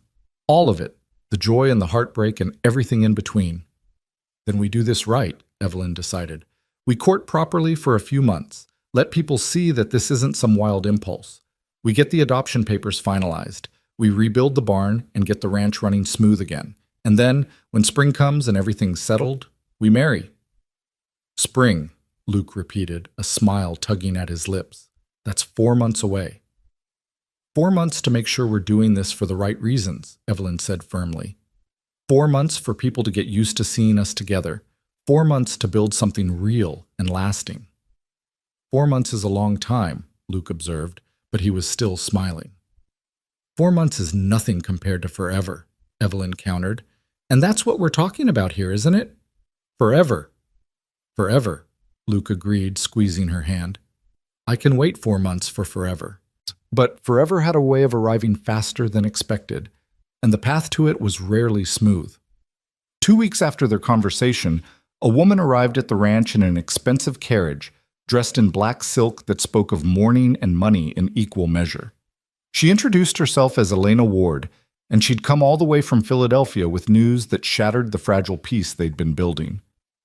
I'm Sarah Morrison's aunt, she explained, sitting stiffly in Evelyn's parlor while the twins napped upstairs. Her mother's sister. I only just learned of her death through a letter from Sheriff Morrison. I came as quickly as I could. Evelyn felt ice form in her stomach. I'm so sorry for your loss, Mrs. Ward. Sarah must have been very dear to you. She was my goddaughter, Elena said, her voice tight with grief. I helped raise her after her mother died. I was at her wedding. I sent gifts when the twins were born. She paused, composing herself. And now I'm here to collect them. To take them home to Philadelphia where they belong. No. The word was out of Luke's mouth before he could stop it. He'd been standing near the door, but now he stepped forward, his face hard. Those babies are staying here. Elena turned to look at him with cool, appraising eyes. And who are you, exactly? Luke Heron. I'm the one who found them after the attack. I'm the one who brought them here to safety. Then I'm grateful to you, Mr. Heron, Elena said, her tone softening slightly. Truly, but gratitude doesn't change the facts. Those children are my great-nieces. They're family. They belong with me. Evelyn found her voice, though it shook. Mrs. Ward, with all due respect, Sheriff Morrison has already agreed to transfer guardianship to me. The papers are being drawn up as we speak. Tom Morrison is a good man, but he's grieving, Elena said. He's not thinking clearly about what's best for those children long term. They need more than a ranch in the middle of nowhere can provide. They need education, culture, opportunities. They need a proper home. This is a proper home, Luke said, his voice dangerous. These babies have been thriving here. They're loved and cared for. You can't just show up and take them away. I can, actually, Elena said, though she didn't sound happy about it. I'm their closest living relative besides Tom, and I have the means to provide for them properly. Any judge would rule in my favor. Then we'll fight you in court, Evelyn said, though her heart was sinking. She knew Elena was probably right. A wealthy relative from back east versus a widow rancher in Nebraska? The law would favor blood and money every time. Please don't make this a fight, Elena said, and for the first time, Evelyn heard real emotion in her voice. I know you've grown attached to them. I can see that you've cared for them well, but they're all I have left of Sarah. Can you understand that? They're all I have left. The words hit Evelyn like a physical blow because she did understand. She understood exactly what it felt like to lose everything and cling desperately to what remained. She understood grief and loneliness and the aching need for family, but understanding didn't make it hurt any less. "When?" she asked quietly. "When do you want to take them?" "I have a hotel room in town," Elena said. "I thought I'd stay a few days, get to know them a bit. Then we'd travel back to Philadelphia together." She paused. "I'm not a monster, Mrs. Carter. I know this is hard for you, but I truly believe this is what's best for Grace and Faith." After Elena left, promising to return the next day, Evelyn went upstairs to where the twins were sleeping. She stood over their cradle, tears streaming down her face, as she watched their small chests rise and fall with each breath. Luke came up behind her, wrapping his arms around her waist and pulling her back against his chest. "We can't let this happen," he said fiercely. "We can't let her take them." "What choice do we have?" Evelyn asked brokenly. "She's right, Luke. Any court would side with her. She's family. She's wealthy. She can give them things we never could." "She can give them money and fancy schools," Luke said. "But can she give them what they really need? Can she love them the way you do, the way we do?" "Love might not be enough," Evelyn whispered. "It wasn't enough to save my daughter from fever. It wasn't enough to keep Thomas alive. Maybe love is never enough." Luke turned her around, his hands on her shoulders, forcing her to look at him. "Don't say that. Don't you dare give up on them without a fight." "What kind of fight?" Evelyn demanded. "We have no legal claim, no family connection. We're just the people who happened to be here when they needed help. That doesn't give us rights to them." "Then we make it give us rights," Luke said. "We marry now, today. We go to town and get married, and then you're not a widow alone anymore. You're part of a married couple with a stable home and a working ranch. That has to count for something." "It's not enough time," Evelyn protested. "People will say we're only marrying for the babies, that it's not real." "Then let them say it," Luke said. "I don't care what people think. I care about keeping those babies safe with people who love them. I care about you and me and the family we're trying to build. Everything else can go to hell." Evelyn looked up at him, at this man who'd somehow become essential to her in just a few short weeks. He was right, she realized. They could fight. They could at least try. "All right," she said. "All right, yes. Let's go to town. Let's get married and show Elena Ward that those babies have a real family here. Maybe it won't change anything, but at least we'll have tried." They married that afternoon in the small church in town, with Sheriff Morrison as their witness and the preacher looking slightly confused about the rushed ceremony. Evelyn wore her best dress, the green one she'd worn to her first wedding so many years ago, and Luke wore clean clothes that Charlie had pressed for him. They spoke their vows quickly, urgently, as if speed could somehow make them more binding. "I, Luke Heron, take you, Evelyn Carter, to be my lawfully wedded wife, to have and to hold from this day forward, for better or worse, for richer or poorer, in sickness and in health, until death do us part. I, Evelyn Carter, take you, Luke Heron, to be my lawfully wedded husband, to have and to hold from this day forward, for better or worse, for richer or poorer, in sickness and in health, until death do us part."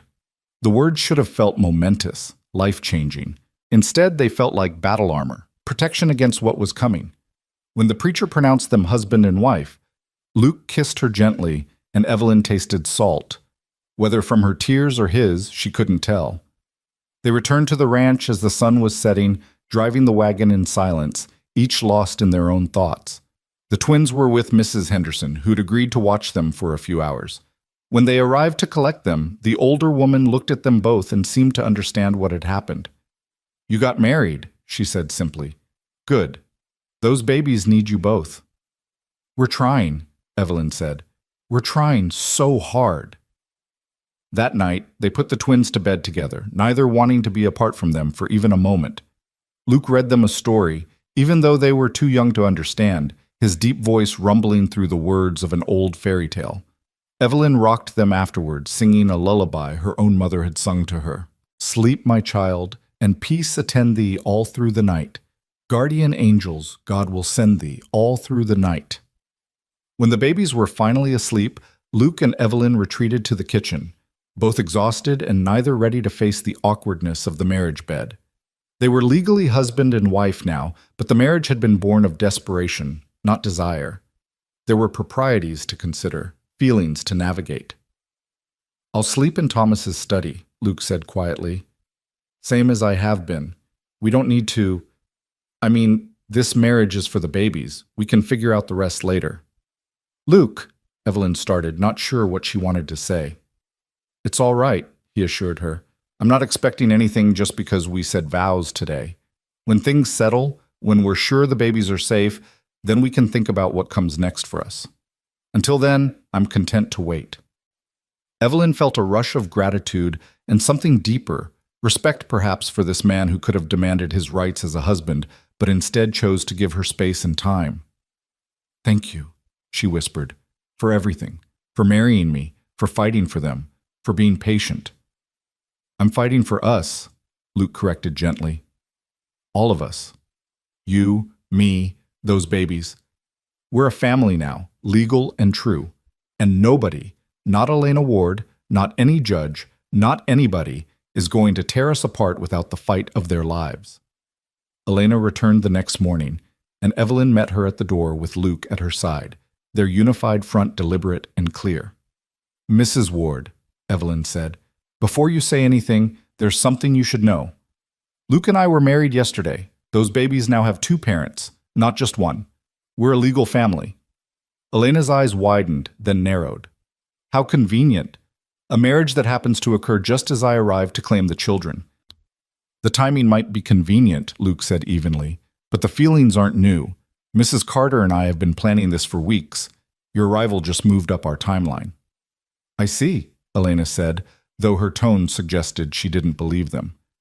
Well, congratulations on your marriage, but it doesn't change the fundamental facts. I'm still the children's closest blood relative, and I still intend to take them home.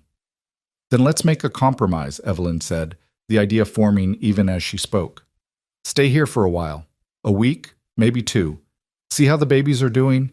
See how they respond to you versus how they respond to us. If, at the end of that time, you truly believe they'd be better off in Philadelphia than here with us, then we won't fight you. It was a risk, a terrible risk, but Evelyn couldn't think of any other option. At least this way, they'd have time. Time for Elena to see how much the babies thrived here, how loved they were. Elena considered this, her sharp eyes moving between Evelyn and Luke. 2 weeks, she said finally. I'll stay 2 weeks. But I'm not promising anything, Mrs. Heron. If I still believe Philadelphia is best for them at the end of that time, I'm taking them, and I'll get a court order if I have to. Fair enough, Evelyn agreed, though nothing about this felt fair at all. The next 2 weeks were the longest of Evelyn's life. Elena took a room at the ranch house, insisting on being close to the babies, and her presence changed everything. She watched constantly, evaluating every interaction, every decision. She questioned Evelyn's feeding schedule, suggested the babies needed more stimulation, criticized the makeshift cradle arrangement. They should have proper cribs, she said one morning, examining the dresser drawer where the twins still slept. This is quaint, but hardly appropriate for children of their station. Their station? Luke asked, his voice tight with controlled anger. They're 4-month-old babies, Mrs. Ward. They don't have a station. They have needs, and those needs are being met just fine. Are they? Elena challenged. Are you prepared to give them music lessons, foreign language instruction, introduction to society? These are Morrison girls, Mr. Heron. They come from good family. They deserve better than a rough life on a cattle ranch. They deserve love, Evelyn interjected, her patience fraying. They deserve to be wanted for who they are, not what they represent. They deserve people who'll hold them when they cry and celebrate when they smile. Can you give them that, Mrs. Ward? Or are you just trying to fill the hole Sarah left? It was harsh, harsher than Evelyn had intended, but Elena didn't flinch. Instead, her composure cracked just slightly, and Evelyn saw the raw grief underneath. Yes, Elena said quietly. Yes, I'm trying to fill the hole Sarah left. Is that so wrong? She was like a daughter to me. I loved her. I love these babies because they're part of her. Because when I look at them, I see Sarah's eyes looking back at me. She turned away, her shoulders shaking. You think you're the only ones who love them? You think you're the only ones who'd be devastated to lose them? Evelyn felt her anger drain away, replaced by a deep, aching sympathy. This wasn't a villain trying to steal her children. This was another grieving woman, trying desperately to hold on to the last pieces of someone she'd loved. "I don't think that," Evelyn said gently. "I know you love them. I know you're doing what you think is best. But Mrs. Ward, Elena, love means doing what's best for them, not what's easiest for us. And what's best for babies this young is stability, familiarity, people they already know and trust." "They don't know me yet," Elena admitted. "But they could, if you gave me the chance." "Then take the chance," Luke suggested. "Stay here, not as someone evaluating whether to take them, but as their aunt. Be part of their lives without trying to control every aspect. Let them have all of us, you, me, Evelyn, Sheriff Morrison. Let them have a big family that loves them instead of forcing them to choose." Elena looked at him, surprised. "You'd allow that? Even after everything I've said?" "It's not about what I allow," Luke said. "It's about what's right. Those babies lost their parents. They shouldn't have to lose anyone else if they don't have to. You want to be part of their lives? Be part of their lives. Come visit, write letters, send gifts. Be Aunt Elena who loves them and spoils them. Just don't take them away from the only home they've known since the tragedy." The words hung in the air, and Evelyn held her breath, waiting. This was the moment that would decide everything, whether they'd be able to keep the family they'd built or whether it would all come crashing down. Elena walked to the window, looking out at the prairie stretching endlessly in all directions. When she turned back, her eyes were wet but clear. "All right," she said. "All right, I'll stay. Not for 2 weeks, just for a few more days. And I'll watch. Really watch. Not looking for flaws, but looking for truth. And then I'll decide." Those few days were tense but revelatory. Elena stopped criticizing and started observing. She watched as Luke paced the floor at midnight with a crying grace, his patience never wavering even as exhaustion pulled at his features. She watched as Evelyn tended to Faith through a bout of colic, her touch gentle and sure, her murmured words full of love. She watched as the twins' faces lit up when either Luke or Evelyn entered the room, how they settled at the sound of familiar voices, how they seemed to know, even at their young age, that they were safe here. On the 4th day, Elena came to breakfast with decision in her eyes. Evelyn's heart stopped, certain this was the moment they'd lose everything.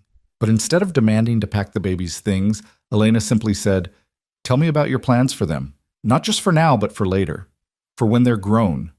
So they told her about the school they'd build on ranch land, bringing in a teacher so the twins and other ranch children could get a proper education, about the music lessons they'd arrange, bringing in someone from town once they were old enough, about the trips they'd take, showing the girls the world beyond the prairie, about the stories they'd tell of Sarah and Jacob, making sure the twins knew where they came from and how much their birth parents had loved them. "We can't give them everything a city could," Evelyn admitted. "We can't give them opera houses or museums or fancy society, but we can give them roots. We can give them land and sky and freedom. We can give them love that doesn't depend on them being perfect or proper. We can give them a home." Elena listened to all of it, her face unreadable. Then she stood and walked to where the twins lay in their cradle, looking down at them with an expression that broke Evelyn's heart. "Sarah loved you so much," Elena whispered to the sleeping babies. "She wanted you to have everything, every opportunity, every advantage. I thought that meant taking you to Philadelphia, giving you the life she would have wanted." She paused, wiping her eyes. But maybe what she really wanted was simpler than that. Maybe she just wanted you to be loved and safe and happy.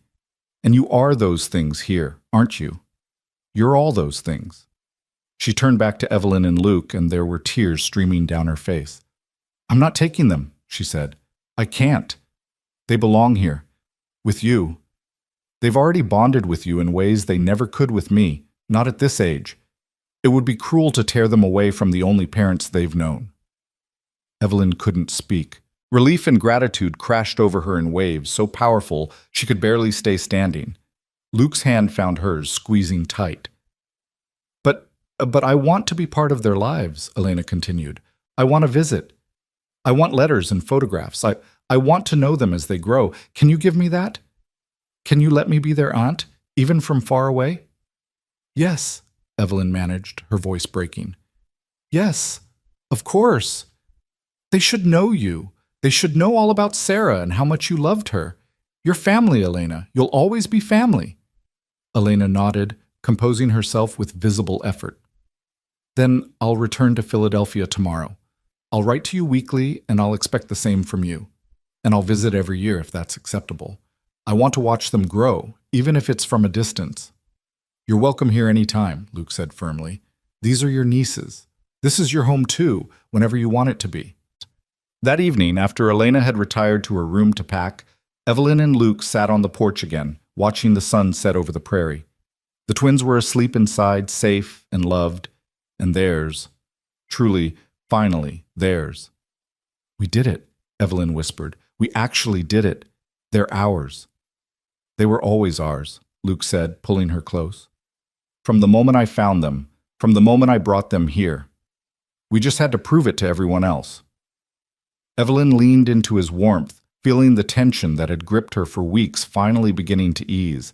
They'd fought for this family, fought hard, and they'd won. But more than that, they'd shown Elena Ward that love wasn't about control or ownership. It was about doing what was best for the ones you loved, even when it hurt. Luke, Evelyn said after a while, about our marriage. What about it? He asked carefully. We married in haste for the baby's sake. But I don't regret it. She pulled back to look at him. These past few weeks, fighting beside you, building this family with you, I've realized something. I didn't just marry you out of desperation. I married you because I wanted to, because somewhere along the way, without either of us quite noticing, I fell in love with you. Luke's breath caught, his eyes searching hers in the fading light. You mean that? I mean it, Evelyn said firmly. I love you, Luke Heron. I love your courage and your kindness and your stubborn refusal to give up on people. I love the way you hold those babies like they're made of spun glass. I love the way you look at me like I'm strong enough to weather any storm. I love you, and I want this marriage to be real in every way, not just on paper. Luke cupped her face in his hands, his touch reverent. Evelyn Carter Heron, he said, tasting her new name on his tongue. I've loved you since the night I brought those babies here, and you took them without question. I've loved you through every midnight feeding and every moment of fear. I've loved you in every way a man can love a woman, and I always will, forever. He kissed her then, properly this time. Not the chaste kiss of their wedding ceremony, but something deeper, fuller, a promise of everything to come. When they finally pulled apart, both were breathless and smiling. Come to bed with me, Evelyn said softly.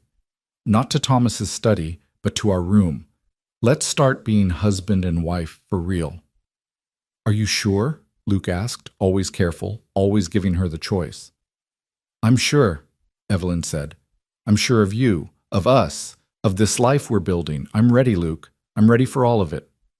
They went inside together, checking on the sleeping twins one last time before retiring to the bedroom that had been Evelyn's alone, but would now be theirs to share. And in the quiet darkness, with the prairie wind singing outside their window, they made their marriage complete, joining their lives and their hearts in the most fundamental way. Later, lying in Luke's arms with her head on his chest, listening to the steady beat of his heart, Evelyn thought about everything that had brought them to this moment. The tragedy and loss, the fear and fighting, the impossible choices and desperate hopes. It had all led here, to this perfect peace, to this small family built from broken pieces. Thank you, she whispered into the darkness. For what? Luke asked, his voice drowsy and content. For being the kind of man who saves babies in the wilderness. For riding 30 miles when you were half dead from exhaustion. For staying when it would have been easier to leave. For loving me and those girls with everything you have. She paused. For giving me a reason to hope again. Luke's arms tightened around her. You're the one who gave me a reason to stay in one place. You're the one who showed me what home could feel like.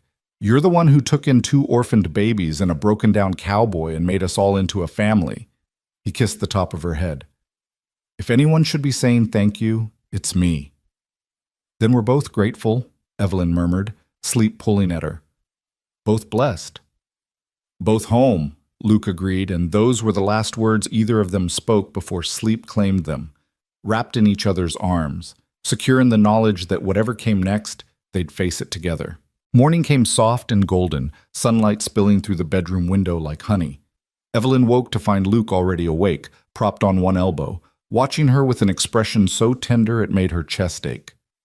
"Good morning, Mrs. Heron," he said, his voice still rough with sleep. "Good morning, husband," she replied, testing out the word and finding it fit perfectly. "How long have you been awake?" "Not long, just lying here thinking about how different everything looks now." He reached out and tucked a strand of hair behind her ear. "How right it all feels." Before Evelyn could respond, a wail from down the hall announced that Grace was awake and displeased about it. Faith joined in a moment later, their cries harmonizing in that particular way that twins seemed to manage. "Duty calls," Evelyn said with a laugh, throwing back the covers. "Welcome to married life with infants." "Wouldn't trade it for anything," Luke said, pulling on his clothes quickly. "You get Grace, I'll get Faith." They worked together with practiced efficiency, changing diapers and preparing bottles, passing the babies between them in an easy rhythm they'd developed over weeks of care. Elena emerged from her guest room as they were settling in to feed the twins, her traveling dress already on, her bags packed and waiting by the door. "You're leaving this morning?" Evelyn asked, surprised. She'd thought Elena would stay for breakfast at least. "I think it's best," Elena said, accepting the cup of coffee Luke poured for her. "The longer I stay, the harder it will be to go. And I need to go, need to get back to my life and let you get on with yours." She sat down at the table, watching as Luke fed Faith with gentle confidence. "But I meant what I said. I'll write weekly. I'll visit every year. I want to be part of their story, even if I'm not the main character." "You'll always be an important part," Evelyn assured her. "We'll tell them about Sarah, about how much you loved her and how much you love them. They'll know their Aunt Elena." Elena's eyes misted, but she blinked the tears away. "May I hold them? One more time before I go?" They let her take turns holding each twin, rocking them gently and whispering private words that Evelyn couldn't hear and didn't try to. This was Elena's goodbye, her moment to grieve what might have been while accepting what was. When she finally handed Faith back to Evelyn, her face was composed but her hands shook slightly. "Take care of them," she said. "Love them enough for all of us who can't be here. And Luke," she turned to him, "thank you. For saving them when no one else could. For being the kind of man who risks everything for children who aren't even his own." "They are mine," Luke said quietly. "Maybe not by blood, but in every way that matters. They're mine." Elena nodded, understanding. Then she gathered her things, accepted Luke's offer to drive her to town to catch the eastbound train, and left without looking back. Evelyn stood on the porch with the twins in her arms, watching the wagon disappear down the road, and felt the last piece of tension finally release from her shoulders. They were safe. The babies were truly, legally, permanently theirs. No one could take them away now. The weeks that followed settled into a new normal that felt less like surviving and more like actually living. The barn had to be rebuilt, and Luke threw himself into the work with the help of Charlie and the other hands. Evelyn would bring the twins out in the afternoon, laying them on a blanket in the shade, while she watched the structure slowly take shape. "You're doing it different from how Thomas built it," she observed one day, studying the new design. Luke paused in his hammering, wiping sweat from his forehead. "Hope that's all right. Just thought we could improve on the original design. Better ventilation, stronger support beams. Thomas built a good barn, but I figure we can build a better one." Evelyn smiled at the careful way he acknowledged her late husband while still putting his own stamp on things. That was Luke's way, respectful of the past, but not imprisoned by it. "I think it's perfect. Thomas would approve of making improvements. He always said a smart man learns from what came before, but isn't afraid to try something new." "He sounds like he was a good man," Luke said, coming to sit beside her on the blanket.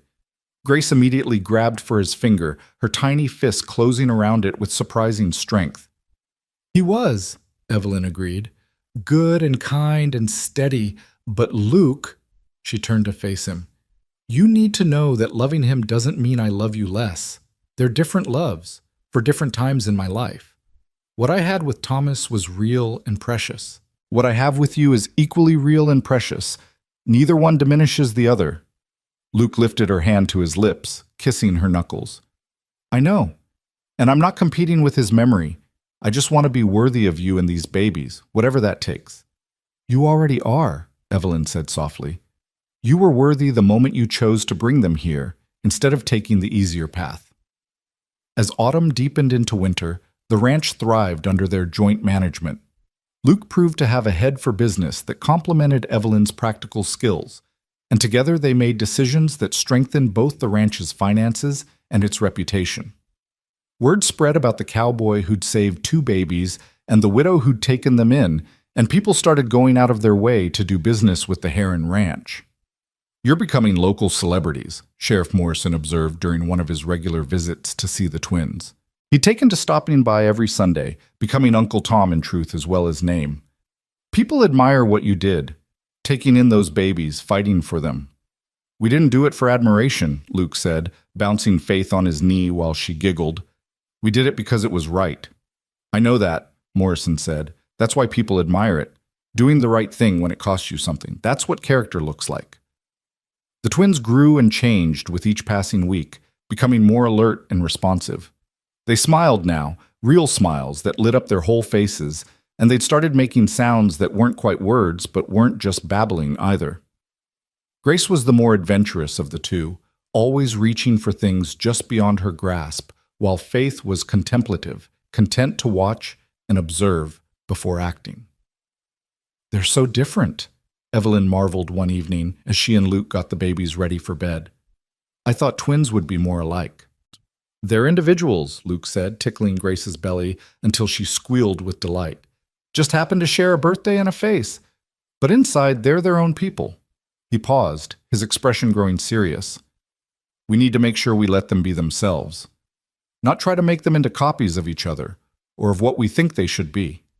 "Agreed," Evelyn said, recognizing the wisdom in his words. "We'll love them for who they are, not who we want them to be." Winter brought snow that blanketed the prairie in white silence, and with it came a visitor neither of them expected. Evelyn was in the kitchen making bread when she heard horses outside, and when she looked through the window, her heart nearly stopped.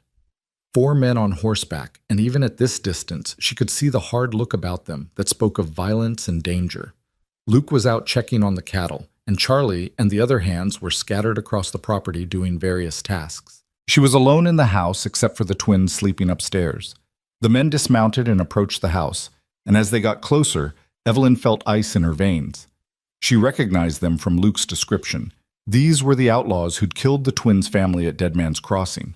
These were the murderers who'd somehow found their way here. She grabbed Thomas's rifle from above the door, checking quickly that it was loaded, and positioned herself where she could see the front entrance while also keeping an eye on the stairs to the second floor where the babies slept. Her hands were remarkably steady despite the fear coursing through her. The knock came hard and demanding. "Open up. We know someone's in there." Evelyn said nothing, just kept the rifle trained on the door. "We're looking for a cowboy, Mte," another voice called. "Big fellow, dark hair, would have been through here about 2 months back. Might have been carrying some things that belonged to us." They were looking for Luke. They'd somehow tracked him here, probably asking questions in town, piecing together the story of the babies and their rescue. And now they were here for revenge or silencing or whatever passed for justice in their twisted minds. "Nobody here by that description," Evelyn called back, proud that her voice didn't shake. "Best move along." "Now, ma'am, we don't want any trouble," the first voice said, but there was something oily and false in the tone. "Just want to talk to this fellow, clear up some misunderstandings." "I said move along," Evelyn repeated, her finger moving to the trigger. "You're trespassing on private property, and I'm well within my rights to shoot trespassers." There was muttering outside, then the sound of the door handle turning. They were coming in whether she wanted them to or not. Evelyn took a breath, steadied her aim, and prepared to do whatever was necessary to protect her children. But before the door could open, a rifle shot cracked through the winter air, and one of the horses outside screamed and reared. The men scattered, and Evelyn heard Luke's voice, hard and commanding. "Next shot won't be over your heads. Get on your horses and ride out, or I'll drop every one of you where you stand." She moved to the window and saw Luke standing by the barn, his rifle raised, with Charlie and 3 other hands spreading out behind him. The outlaws were outnumbered and exposed, and they knew it. "This ain't over," one of them snarled. You can't watch your back forever, cowboy. Maybe not, Luke said, his voice carrying across the yard. But I can watch it today. And Sheriff Morrison knows all your faces. You so much as show up in this county again, you'll hang. Now ride. The men mounted up and left at a gallop, throwing curses over their shoulders. Luke waited until they were out of sight before lowering his rifle and running to the house. He burst through the door to find Evelyn still holding Thomas's rifle, her whole body shaking now that the danger had passed. "Are you all right?" he demanded, pulling her into his arms, rifle and all. "Did they hurt you? Did they get inside?" "No, I'm fine. The babies are fine," Evelyn managed. "But, Luke, they were looking for you. They tracked you here."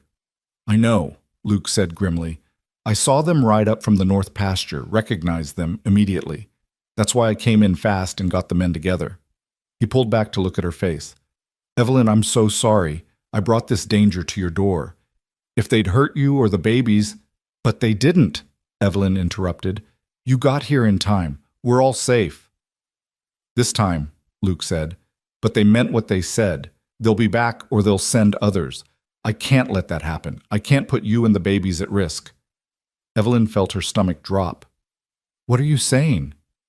"I'm saying I need to end this," Luke said. "Those men killed 5 people and got away with it. They think they can come here and threaten my family. I can't let that stand." "Luke Heron, you are not going after 4 armed outlaws alone," Evelyn said fiercely. "I won't allow it. We'll get the sheriff. We'll get a proper posse together."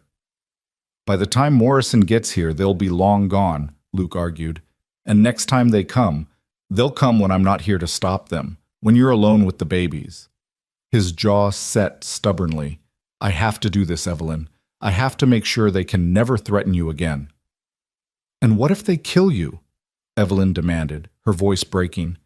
"What if you ride out there and don't come back? Those babies will lose another father, and I'll lose—" She couldn't finish, couldn't voice the thought of losing him. Luke cupped her face in his hands, his expression anguished. "I'll come back. I swear to you, I'll come back. But I can't sit here knowing they're out there, knowing they could return any time. I won't live like that, and I won't make you live like that." They stood frozen, locked in that terrible moment of decision. Then Charlie cleared his throat from the doorway. "Begging your pardon, boss, but you're not going alone. Me and the boys, we all heard what happened at Dead Man's Crossing. We all know what those men did. If you're going after them, we're going with you." He paused. "Besides, Mrs. Heron's right. 4 against 1 is suicide odds. 4 against 6? That's more reasonable." Luke looked at his men, seeing their grim determination, then back at Evelyn. "If I take the men, you'll be alone here." "I'll be fine," Evelyn said, though her heart was screaming at him not to go. "I can handle the ranch for a few days. Mrs. Henderson can come stay with me and the babies. Just promise me you'll be careful. Promise me you'll come back." "I promise," Luke said, sealing it with a kiss that felt like both farewell and vow. "I'll come back to you. Always." They rode out within the hour, 6 men on 6 horses, tracking 4 outlaws across the frozen prairie. Evelyn watched them go from the porch, the twins bundled in her arms, and prayed harder than she'd ever prayed in her life. Mrs. Henderson arrived that evening, took one look at Evelyn's face, and immediately took over the cooking and baby care, insisting that Evelyn rest even though rest was impossible. The next 2 days crawled by in agony. Every sound made Evelyn jump, certain it was either the outlaws returning or someone coming to tell her Luke was dead. On the 3rd day, Sheriff Morrison arrived with news. "They found them," he said without preamble. "Your husband and his men caught up with those outlaws at an abandoned line shack near the border. There was a fight." Evelyn's knees went weak, and she had to sit down. "Is he—" "He's alive," Morrison said quickly. "Luke's alive. Got winged by a bullet. Nothing serious. But the doc in town is patching him up now. 2 of the outlaws are dead, the other 2 are in my jail awaiting trial. It's over, Mrs. Heron. Those men won't be threatening anyone ever again."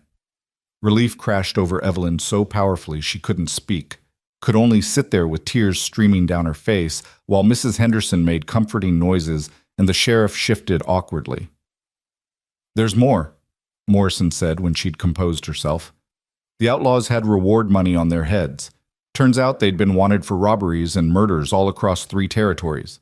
The reward money, It's substantial. Almost $3,000. That's yours and Luke's, split with the men who helped bring them in. $3,000. That was more money than the ranch made in 2 good years. That was enough to expand the herd, build a proper school, secure the twins' futures. We don't want blood money, Evelyn said immediately. Those men died because of what they did to the twins' family. Any money from their capture should go toward helping other victims. Noble sentiment, Morrison said, but there's a practical side to consider. That money could make your life a lot easier, could give those babies more opportunities. We'll think about it, Evelyn said. Right now, I just want my husband home. Luke returned that evening, his left arm in a sling, his face exhausted but triumphant.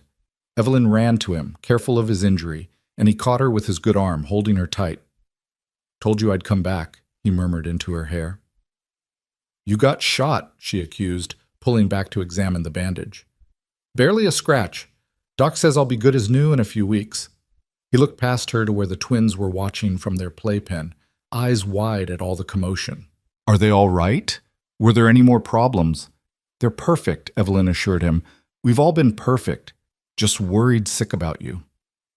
That night, after the babies were asleep and Mrs. Henderson had returned to her own home, Luke and Evelyn lay in bed together, his injured arm between them, but their hands clasped tight. I was so scared, Evelyn admitted in the darkness. When you left, I thought I might never see you again. I kept thinking about how I'd only just found you, only just started building this life, and I might lose it all. I'm sorry I put you through that, Luke said, but it had to be done. Those men, they would have kept coming, kept threatening. The only way to keep you and the babies safe was to end it. I know, Evelyn said. I understand why you had to go, but Luke, promise me something. Promise me you won't do anything like that again without talking to me first. We're partners now. We make decisions together. I promise, Luke said. Though I hope there's never a reason to do anything like that again. I've had enough excitement to last a lifetime. Me too, Evelyn agreed. From now on, I vote for boring, peaceful, no more outlaws or life-threatening situations. Luke laughed softly. With 2 babies? Good luck with that. The winter passed into spring, and with it came healing. Luke's arm mended, the ranch prospered, and the twins grew bigger and stronger every day. They started sitting up on their own, then crawling, then pulling themselves up on furniture. Grace took her first steps at 10 months, with Faith following a week later, and suddenly the house was full of tottering, giggling babies getting into everything. Elena kept her promise about writing weekly, and her letters were full of questions about the twins' progress and stories about her life in Philadelphia. She sent gifts, beautiful dresses the twins immediately got dirty, educational toys they mostly ignored in favor of pots and spoons from the kitchen, books they were too young to understand but that Evelyn read to them anyway. In May, a full year after the tragedy at Dead Man's Crossing, Elena returned for her first visit. She stepped off the train to find 2 toddlers running to greet her, their faces alight with excitement at seeing the aunt they knew from photographs and stories. They've grown so much, Elena said, tears streaming down her face as she knelt to embrace them. Oh, my darlings, look at you, so big and strong and beautiful. She stayed for 2 weeks, and this time there was no tension, no evaluating, just the simple joy of family. She watched as Grace and Faith played in the new barn, chasing chickens and laughing with pure delight. She saw Luke teaching them to be gentle with the horses, patient with animals, brave but careful. She watched Evelyn braid their hair and wipe their faces and correct their toddler misbehavior with firm but loving hands. You were right, she told Evelyn one evening as they sat on the porch, watching Luke play with the twins in the yard. This is where they belong. I can see it now. They're not just surviving here. They're thriving. They're loved in a way that has nothing to do with duty or obligation. They're genuinely, completely loved. They are, Evelyn confirmed. They're the center of our world. Everything we do thinking about what's best for them. Sarah would be happy, Elena said softly, knowing they ended up here with you 2. She'd be grateful. The years rolled on like the prairie seasons. Hot summers and cold winters, spring planting and fall harvests. The twins grew from toddlers to little girls, bright and curious and full of questions. They learned to read from the teacher Evelyn hired, learned to ride from Luke, learned to bake from Mrs. Henderson, learned about their birth parents from the stories everyone told with love and sadness mixed together. On their 5th birthday, Sheriff Morrison brought them each a locket with a photograph of Sarah and Jacob inside, so they could always carry their parents with them. The girls looked at the pictures with solemn faces, trying to remember people they'd never really known. "That's my mama?" Grace asked, touching the photograph. "That was your first mama," Evelyn said gently. "She loved you so much that she hid you to keep you safe. She wanted you to live and be happy, and now Luke and I are your mama and papa too. You have lots of people who love you." "Are you sad they died?" Faith asked in her quiet way. "Yes," Evelyn said honestly. "I'm sad they died, and I'm sad you never got to know them. But I'm grateful they loved you enough to protect you, and I'm grateful I get to be your mama now." "We're grateful too," Grace said, hugging Evelyn fiercely. Faith joined in, and soon Luke and Uncle Tom were part of the embrace, all of them holding each other in the warm kitchen while the Nebraska sun streamed through the windows. When the twins were 7, they started asking questions about the day Luke found them. They'd heard the story before, of course, but now they wanted details, wanted to understand what had happened. Luke told them the truth, gently but completely, about the bad men and the brave people who died protecting them, about the long ride with 2 babies in his arms, about being so tired he could barely breathe but refusing to stop because they needed him. "Were you scared?" Grace asked. "Terrified," Luke admitted. "I'd never been so scared in my life. Not for me, but for you two. I kept thinking, these babies are depending on me. I can't fail them." "You didn't fail," Faith said firmly. "You saved us." "We saved each other," Luke said, pulling them both close. "You gave me a reason to keep going, and I got you somewhere safe. That's what family does. We save each other." By the time the twins turned 10, they were confident riders, helping with the ranch work alongside the hired hands. They'd become fixtures in the community, known as the Morrison twins who'd survived the Dead Man's Crossing massacre and thrived with the Herons. People spoke of them with a mixture of sympathy and admiration, seeing in them proof that good could come from tragedy, that love could heal even the deepest wounds. Elena still visited every year, sometimes staying for months at a time. She'd become a beloved fixture too, Aunt Elena, with her Philadelphia stories and her generous gifts and her endless supply of hugs. The twins loved her not despite the fact that she'd once wanted to take them away, but without even knowing that had ever been a possibility. Evelyn and Luke had agreed never to tell them about that difficult time, seeing no reason to burden them with knowledge that might make them feel less secure. On a warm summer evening when the twins were 12, Luke and Evelyn sat on their porch, the same porch where so much of their story had unfolded, and watched Grace and Faith racing their horses across the prairie, their laughter carried back on the wind. "Do you remember," Evelyn said, "that first night when you brought them here? How you were so exhausted you could barely stand, but you wouldn't let them go?" "I remember," Luke said, taking her hand. "I remember thinking this woman is either a saint or a fool, taking in 2 babies from a stranger without question." "Maybe both," Evelyn said with a laugh. "I certainly felt foolish sometimes, especially during those first few months of night feedings and constant worry." "But never sorry?" Luke asked. "Never sorry," Evelyn confirmed. "Not for 1 second. Those girls gave me back my life, Luke. They gave me a reason to hope again, to love again. They gave me you." "I think it was the other way around," Luke said. "I was just drifting before them, going through the motions. They gave me purpose. You gave me home." They sat in comfortable silence, watching their daughters play as the sun began its descent. The twins had Sarah's dark hair and Jacob's smile, but they had Evelyn's determination and Luke's courage. They were themselves, Grace bold and adventurous, Faith thoughtful and kind, but they carried pieces of everyone who loved them. "Papa," Grace called, racing her horse toward the house. "Mama, come see what we found." They walked out to meet the girls, who'd discovered a nest of prairie dog pups near the creek. Grace wanted to bring them all home, while Faith suggested they leave them with their mother where they belonged. "Faith's right," Luke said, ruffling Grace's hair. "Wild things need to stay wild, but we can visit them, make sure they're safe." "Like you visited us," Grace said. "When we were babies, you made sure we were safe. That's different, Luke protested. You're not wild things. Sometimes we are, Faith said with a rare grin. Mama says we're wild as coyotes when we don't want to do our lessons. Everyone laughed and they walked back to the house together, a family not bound by blood but by something stronger, choice and love, and the determination to build something good from something terrible. That night, after the girls were in bed, Evelyn found Luke standing in their old room, the one they'd turned into a proper nursery with real cribs years ago. He was looking at the dresser drawer they'd kept, the one that had served as the twins' first bed. "What are you thinking?" she asked, slipping her arms around his waist from behind. "Just remembering," Luke said. "That first night, how tiny they were. How I was so afraid I'd drop them or do something wrong. How you made it all seem possible." "We made it possible," Evelyn corrected. "Together." "Together," Luke agreed, turning to face her. "That's the only way it works, isn't it? No one can do it alone. Not parenthood, not love, not life. We need each other." "And we have each other," Evelyn said. "We'll always have each other. You, me, and those two impossible girls who made us a family."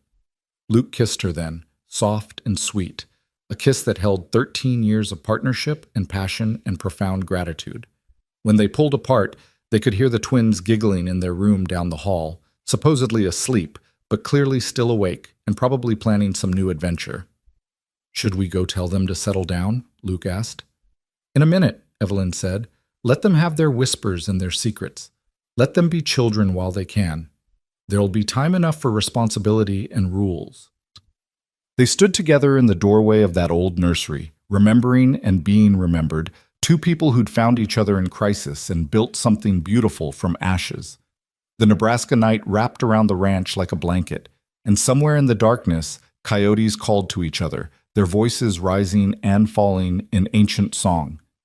Inside the house, a family slept, or pretended to sleep, safe and warm and deeply, profoundly loved. Two girls who'd survived impossible odds. A cowboy who'd ridden through death to save them. A widow who'd opened her home and her heart when it would have been easier to turn away. And in the morning, they'd wake to another day of life on the prairie. Another day of laughter and work and small moments of grace. Another day of being exactly what they were meant to be. A family. Not born, but chosen. Not easy, but worth it. Not perfect, but real and true and theirs. The story could have ended in tragedy at Dead Man's Crossing, with 5 bodies and 2 babies left to die in the wilderness. But instead, it ended here, in this house full of love and second chances, with 2 12-year-old girls sleeping peacefully in their beds, dreaming dreams that didn't include nightmares because they'd been saved by a cowboy who refused to give up, and raised by parents who loved them without reservation. Sometimes mercy writes a better ending than justice ever could. Sometimes the best revenge against evil is simply to live well, to love hard, to build something beautiful in defiance of those who would destroy. Sometimes a man too tired to breathe properly, clutching 2 babies like they're his last hold on heaven, is exactly the hero the story needs. And sometimes, on a ranch in Nebraska, under stars too numerous to count, a family sits down to dinner together and doesn't think about how they came to be. They just are, grateful and whole and home at last. That's where our story ends. Not in darkness at a river crossing, but in light at a dinner table, with 2 girls passing biscuits and 2 parents sharing smiles